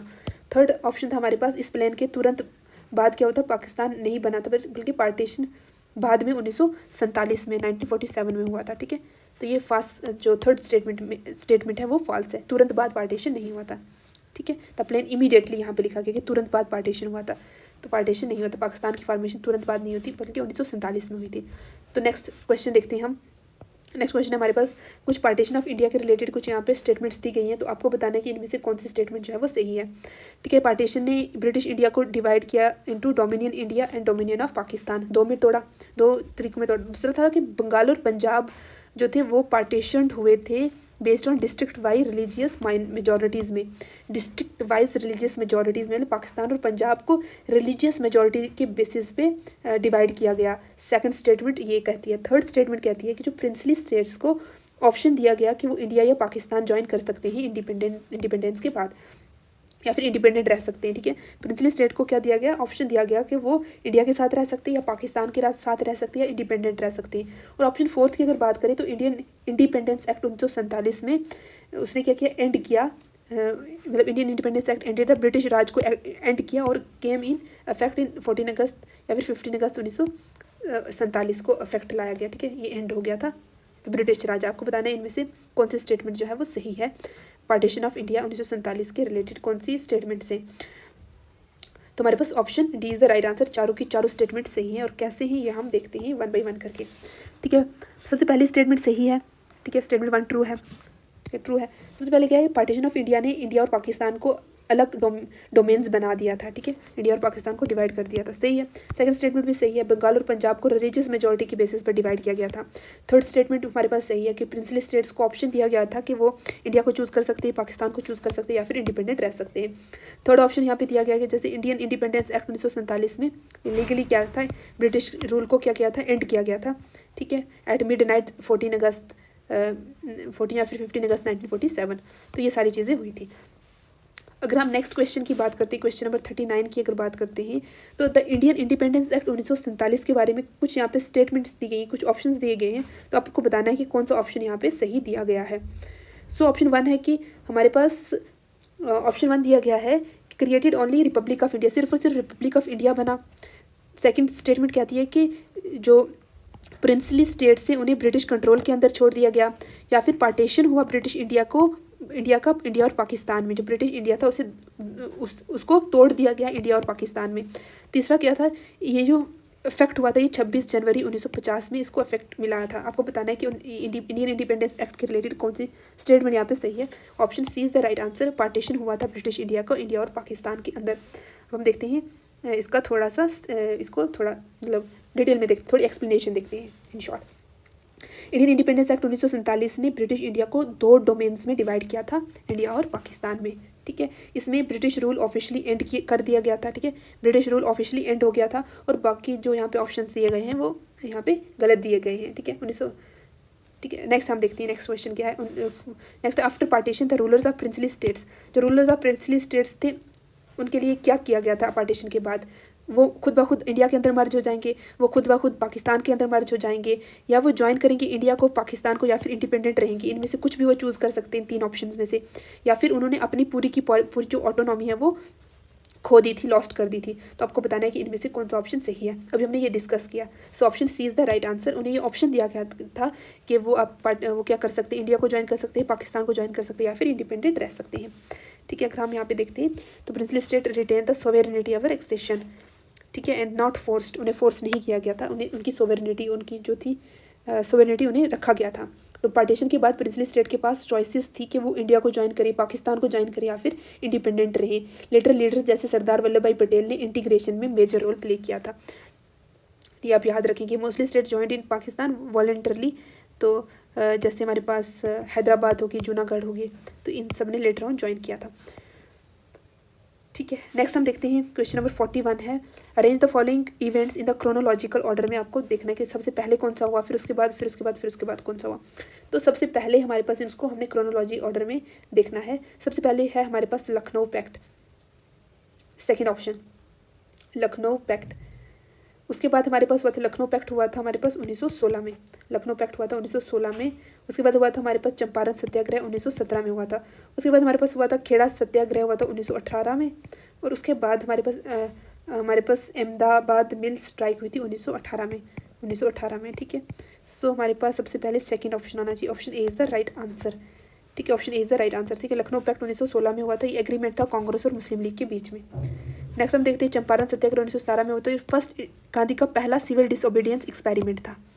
ठीक है, असहयोग आंदोलन था, फर्स्ट एक्सपेरिमेंट था, असहयोग आंदोलन का पहला एक्सपेरिमेंट था चंपारण सत्याग्रह गांधी जी का। थर्ड हमारे पास खेड़ा सत्याग्रह 1917 में हुआ था, जो फार्मर्स ने टैक्स प्रोटेस्ट इन गुजरात। ठीक है, अहमदाबाद मिल स्ट्राइक 1918 में हुआ था, जो लेबर स्ट्राइक था। तो ये डेट्स आपको याद होनी चाहिए, क्रोनोलॉजी में पूछते हैं जैसे ये क्वेश्चन पूछा गया है, तो this is very very important. Next देखते हैं हमारे पास which of the following event occurred last, इनमें से कौन सा इवेंट जो था वो सबसे आखिर में हुआ था, आपको बताना है। तो सबसे आखिर में क्या होता, royal Indian navy revolt, royal Indian navy revolt जो है वो सबसे आखिर में हुई थी। So option C is the right answer. ठीक है, 1946 में हुई थी, और सेलर प्रोटेस्टेड पुअर कंडीशंस के खिलाफ उन्होंने आवाज़ उठाई थी कि जो रहने लायक यहाँ पे कंडीशंस नहीं है। फिर गांधी अर्बन पैक्ट 1931 में हुआ था, गवर्नमेंट ऑफ इंडिया एक्ट 1935 में, और क्विट इंडिया 1942 में हुआ था। ठीक है, ये 1935 में हुआ था government India act, Gandhi Irwin pact 1931 में हुआ था, और 1942 में हुआ था हमारे पास क्विट इंडिया मूवमेंट। तो हमारे पास 1946 में हुआ था रॉयल इंडियन नेवी रिवॉल्ट। ठीक है, option C is the right answer.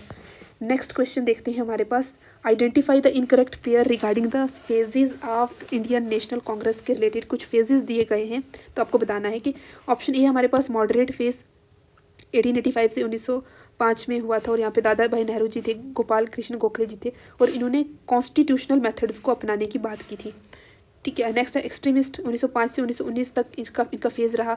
इसमें लाला लाजपत राय, स्वदेशी और मास प्रोटेस्ट के ऊपर इन्होंने जोर दिया। गांधी फेज़ 1919 से 1947 तक रखा, और गांधी जी ने नॉन वायलेंस का और सत्याग्रह का, मतलब ट्रुथ का पाथ, और हम क्या करेंगे, हम हिंसा नहीं करेंगे, नॉन वायलेंस का पाथ उन्होंने चुना। एक्सट्रीमिस्ट फेस आया 1985 से 1905 तक। लाल बाल पाल इसके लीडर्स थे, लाला लाजपत राय, बिपिन चंद्र पाल, बाल गंगाधर तिलक। ठीक है, ये वायलेंट अपराइजिंग के रिलेटेड था। आपको बताना है कि इनमें से कौन सा ऑप्शन जो है इनकरेक्टली मैच है, करेक्टली मैच नहीं है। सो आपको बताना है कि कौन सा यहाँ पे डी ऑप्शन जो है वो करेक्टली मैच नहीं है। एक्सट्रीमिस्ट फेस तो ये वाला नहीं है, 1885 से 1905 तक। ठीक है, लाल बाल पाल वायलेंट राइजिंग, एक्सट्रीमिस्ट फेस 1905 से 1919 तक रहा था। ठीक है, जैसा ऑप्शन बी में दिया गया है। सो option D is the right answer. Lal Bal Pal lead the Swadeshi mass movement and not violent uprising. और 1985 से 1905 तक हमारे मॉडरेट फेस रहा था, उसने फोकस किया था पार्टीशंस पे और डायलॉग्स पे। ठीक है, मॉडरेट ने कहा था। ठीक है, हम क्या करेंगे, पिटिशंस देंगे, दरख्वास्त वगैरह लिखेंगे और बातचीत करेंगे ब्रिटिश लोगों के साथ, ताकि वो हमारे जो ग्रीवेंसेस हैं वो हम उनके सामने रखेंगे। लेकिन जो एक्सट्रीमिस्ट थे उन्हें कहा था कि नहीं, हम वायलेंट एक्टिविटीज़ करेंगे, क्योंकि ब्रिटिश जो है वो बहरे लोग हैं, वो सुनते नहीं हैं, तो इसलिए उन्होंने वायलेंस का रास्ता अपनाया था एक्सट्रीमिस्ट ने। ठीक है, यहाँ पर डेट जो है वो गलत दी गई है, इसलिए ऑप्शन डी जो है रॉन्ग है। नेक्स्ट हम देखते हैं क्वेश्चन नंबर 44 की अगर बात करें तो safety valve theory regarding the foundation of Indian National Congress suggest. जो सेफ्टी वाल्व थ्योरी जो इंडियन नेशनल कांग्रेस के लिए यूज़ की गई है, कि एक सेफ्टी वाल्व थ्योरी मतलब एक सेफ्टी वाल्व है, इंडियन नेशनल कांग्रेस के लिए यूज़ किया गया है, ये इसका क्या मतलब है। Indian INC was form to demand the immediate independence from the British. ठीक है, कि अब तुरंत ही क्या करो, आज़ाद कर दो। सेकंड था कि एक सीक्रेट रेवोल्यूशनरी ऑर्गेनाइजेशन थी अंग्रेज़ों के खिलाफ। थर्ड था कि इसने क्रिएट किया, इंडस्ट्रियलाइजेशन को प्रमोट किया इंडिया के अंदर, है ना, ये तो किया ही नहीं था। INC को बनाया गया as act of harmless outlet for the Indian discontent under the British guidance के, मतलब इसको एज एक आउटलेट की तरह देखा गया, कि मतलब जैसे अगर कुछ आक्रोश होता है हिंदुस्तानियों के अंदर ब्रिटिश के खिलाफ, तो वो वहाँ से निकल जाएगा, तो तभी उन्होंने इंडियन नेशनल कांग्रेस बनाई थी। So option D is the right answer. Yes, option D is the right answer. अब हम देखते हैं, इस थ्योरी के अकॉर्डिंग एलन ऑक्टोवन होम ने INC इसलिए बनाई थी कि इंडियंस की फ्रस्ट्रेशन जो है वो पीसफुली एक्सप्रेस हो जाए। ठीक है, उनको पीसफुली क्या करें, एक्सप्रेस हो जाए, जो इंडियन की फ्रस्ट्रेशन है वो निकल जाए कॉन्स्टिट्यूशनल मॉडरेट मेथड से, और ताकि 1957 की क्रांति की तरह कोई और क्रांति हिंदुस्तान में ना हो। ठीक है, इसका ये मेन मकसद था। नेक्स्ट हम देखते हैं क्वेश्चन नंबर 45 की बात करते हैं। तो इसमें से द वर्नाक्यूलर प्रेस एक्ट के रिलेटेड कुछ स्टेटमेंट्स दी गई हैं, आपको बताना है कि कौन सी स्टेटमेंट इसमें सही है। कि इसको लॉर्ड लिटन ने मार्च 1878 में पास किया था। इसका पर्पस था कि जो इंडियन लैंग्वेज में न्यूज़पेपर आते हैं उन पे रिस्ट्रिक्शन लगाना। ठीक है, जो क्या करते हैं, ब्रिटिश पॉलिसीज़ को क्रिटिसाइज़ करते हैं, उन न्यूज़पेपर के ख़िलाफ़ जो है उसको रिस्ट्रिक्ट करना, इसको हम गैगिंग एक्ट भी कहते हैं। ठीक है, और हमारे पास क्या है, इट वाज रिपील्ड इन 1882 में इसको रिपील किया गया। तो किसके द्वारा, रिपन के द्वारा इसको रिपील किया गया, आर्थर रिपील। ठीक है, याद रखेंगे 1882 में इसको रिपील किया गया। सो चारों की चारों यहाँ पे स्टेटमेंट जो है वो सही हैं। ठीक है, वन बाई वन करके देखते हैं। Vernacular press act lord Lytton ने पास किया था। इसका एम था कि इंडियन लैंग्वेज न्यूज़पेपर को कंट्रोल करना। इसे गैगिंग एक्ट भी बोला जाता है, क्यों, क्योंकि इसने फ्रीडम ऑफ प्रेस को रिस्ट्रिक्ट किया था। और लॉर्ड रिपन ने 1982 में इसको क्या किया था, रिपील किया था, मतलब हटाया था। नेक्स्ट 46 की अगर बात करते हैं हमारे पास, तो यहाँ पे कुछ स्टेटमेंट्स दी गई हैं सती को ख़त्म करने के लिए। तो आपको बताना है कि कौन सी स्टेटमेंट इनकरेक्ट है। The practice of Sati was officially abolish, इसको 1929 में किया गया था गवर्नर जनरल विलियम बेंटिक के द्वारा सती को ख़त्म किया गया था। बंगाल सती रेगुलेशन ने डिक्लेयर किया गया था कि सती इलीगल है और पनिशेबल है। अगर कोई सती की प्रथा करेगा, सती की प्रैक्टिस करेगा, जिसमें क्या होता था कि अगर कोई वाइफ मर जाती है तो अगर कोई हस्बैंड मर जाता है तो उसकी वाइफ को ज़िंदा ही जला दिया जाता था उसकी फ्यूनरल पायर पे। ठीक है, मतलब पति के साथ पत्नी को भी जिंदा जला दिया जाता। तो this is the Sati practice. तो ये कहा गया कि बंगाल सती रेगुलेशन में सती को इलीगल माना गया और उसे पनिशेबल माना गया। राजा राम मोहन राय ने बहुत अहम रोल प्ले किया सती को ख़त्म करने के लिए। थर्ड हमारे पास सती को कम्प्लीटली इरेडिकेट किया गया इंडिया से। ठीक है, जब ये हमारे पास 1828 के बाद जो है इमीडिएटली इसको क्या किया, इरेडिकेट किया गया सती को। आपको बताना है कि इनमें से कौन सी स्टेटमेंट जो है वो इनकरेक्ट है।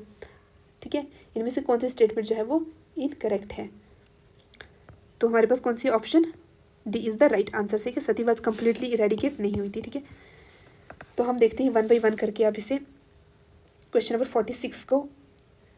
ठीक है, 46 को हमारे पास क्या है, 1929 में बैन किया गया था सती को, बंगाल प्रेसिडेंसी में इन्फोर्स किया गया था, एस वाई वाज स्लोवर, ठीक है। सिर्फ बंगाल में, मतलब बंगाल प्रेसिडेंसी में इस सती को बैन किया गया था, लेकिन बाकी जगहों पर ये प्रोसेस थोड़ा स्लोवर था, ठीक है। और हमारे पास सती सिस्टम को, जैसे मैंने बताया कि विलियम बेंटिक ने 1828 में सती सिस्टम को बैन किया था, और सती सिस्टम बंगाल सती रेगुलेशन ने इसे इलीगल और पनिशेबल बनाया, ठीक है। ये ऑप्शन भी हमारे पास सही है। और राजा राम मोहन राय ने अहम रोल प्ले किया, एक्टिवली कंपेन किया इसके खिलाफ, तो ये भी सही है, ठीक है। Legal provision not instantly eliminate the practice, ठीक है। तुरंत ही, मतलब ये लॉ पास हुआ तो तुरंत ही ये खत्म हो गई सती की प्रैक्टिस, ऐसा नहीं हुआ था, बल्कि धीरे धीरे चीज़ें हुई थी। नेक्स्ट हम देखते हैं क्वेश्चन नंबर 47 की अगर बात करते हैं, तो इंडिगो रिवॉल्ट के रिलेटेड हमारे पास कुछ स्टेटमेंट्स दी गई हैं, तो आपको बताना है कौन सी स्टेटमेंट करेक्ट है। इंडिगो रिवॉल्ट एक पीजेंट रिवॉल्ट थी, एक फार्मर्स की रिवॉल्ट थी, किसानों की रिवॉल्ट थी, जो बंगाल के अंदर हुई थी, और जिसमें जो विलेज के हेडमैन थे और जो राइट्स थे उन्होंने पार्टिसिपेट किया था, actively by the village headman and the substantial rights. It was a revolt bye the British planters की एक रिवॉल्ट थी इंडियन लॉर्ड्स के खिलाफ। The revolt occurred in Punjab में हुई थी, उन्होंने फोकस किया था वी टैक्सेशन पे, और it was primarily a movement led by the urban middle class. तो आपको बताना है कि इनमें से कौन सा ऑप्शन जो है वो सही दिया गया है। क्वेश्चन नंबर 47, तो option A is the right answer, ठीक है। एक रिवॉल्ट थी और ये सारी चीज़ें थी, ठीक है।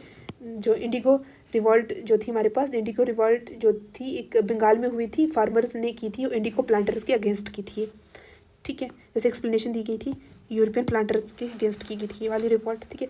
जो विलेज हेडमैन्स थे या फिर ये सारी चीज़ें थी, तो इन्होंने रेजिस्टेंस की थी, ये प्लांटर्स का रिवॉल्ट नहीं था बल्कि उनके अगेंस्ट थी। सो ऑप्शन बी जो है वो गलत है। ऑप्शन सी भी गलत है, क्योंकि पंजाब में नहीं हुई थी, बंगाल में हुई थी, ठीक है, जैसे यहाँ पे लिखा था गया था और तो ऑप्शन डी जो है ये भी गलत है, ये रूरल पीजेंट मूवमेंट थी, ना कि अर्बन, ठीक है। यहाँ पे जैसे अर्बन लिखा गया ना, तो ये रूरल थी, मतलब गाँव के लोगों ने की थी ये। सो ये सारी चीज़ें हैं क्वेश्चन नंबर 47। नेक्स्ट हम क्वेश्चन नंबर 48 की अगर बात करते हैं, तो क्वेश्चन नंबर 48 है, जो मुंडा रिबिलियन है 1899 और 1900 में जो छोटा नागपुर में चली थी, वो किसके खिलाफ, मतलब किसने लीड की थी, ठीक है। जो ब्रिटिश कॉलोनियल रूल के खिलाफ थी, ये किसने चलाई थी, इनके लीडर कौन थे, इसके बारे में पूछा गया। तो option C is the right answer, Birsa Munda थे, ठीक है। तो इसने नोन एज द धरती अब्बा, Birsa Munda mobilise the tribal communities को इन्होंने मोबिलाइज किया था, जैसे मुंडा हो गया, ओरान हो गया, सांथाल हो गया। तो इन्होंने ब्रिटिश अथॉरिटीज़ के अगेंस्ट ये वाली रिवॉल्ट चलाई थी, और एक्सप्लॉयटेटिव जो लैंड लॉर्ड्स थे ना, दिक्कूज थे जिनको बोला जाता था, जो लैंड लॉर्ड्स थे, जो एक्सप्लॉयटेटिव लैंड लॉर्ड्स थे, उनके खिलाफ ये वाली मूवमेंट चलाई थी। क्वेश्चन नंबर 49 की अगर बात करते हैं हमारे पास, what was the key outcome of the Munda rebellion का आउटकम क्या था, कंप्लीट इंडिपेंडेंस छोटा नागपुर का, या फिर एबॉलिश करना ब्रिटिश रूल को झारखंड से, या फिर इनेक्टमेंट करना छोटा नागपुर टेनेंसी एक्ट 1908 में, और प्रोटेक्टिंग द ट्राइबल लैंड्स को प्रोटेक्ट करना, या फिर माइग्रेशन करना ट्राइबल कम्युनिटीज़ को बंगाल में। तो इसमें से आपको बताना है कि कौन सा ऑप्शन सही है। Option C is the right answer, enactment of Chota Nagpur tenancy act 1908 में, और प्रोटेक्टिंग द ट्राइबल लैंड्स को प्रोटेक्ट करने के लिए किया गया था ये। तो हमारे पास सबसे पहले अगर हम इसको देख लेते हैं, तो हमारे पास जो ऑप्शन सी है वो सही है, छोटा नागपुर टेनेंसी एक्ट ने ट्राइबल लैंड्स को प्रोटेक्ट किया था। तो ए और बी गलत है, क्योंकि इंडिपेंडेंस नहीं मिला था तब। तो ऑप्शन डी भी गलत है, माइग्रेशन इसका रिजल्ट नहीं था, तो इसलिए option C is the right answer. हमारे पास लास्ट क्वेश्चन, हमारे पास arrange the following Indian social reformers in the correct order में आपको लगाना है of their deaths, earliest and the latest. सबसे पहले किन का ध्यान हुआ और उसके बेसिस पे आपको क्रोनोलॉजिकली इनको अरेंज करना है। सो इसमें चारों के चारों सही क्रम में लगाए गए हैं, पहले राजा राम मोहन राय जी, फिर केशव चंद्र सेन, फिर ज्योतिबा फुले जी, और फिर सावित्रीबाई फुले, ठीक है। इनकी जैसे राजा राममोहन राय जी का ध्यान जो है 1833 में हुआ, केशव चंद्र सेन का 1884 में हुआ, और ज्योतिबा फुले का 1890 में हुआ, और सावित्रीबाई फुले का 1897 में हुआ, ठीक है। ये सारी चीज़ें हुई थी।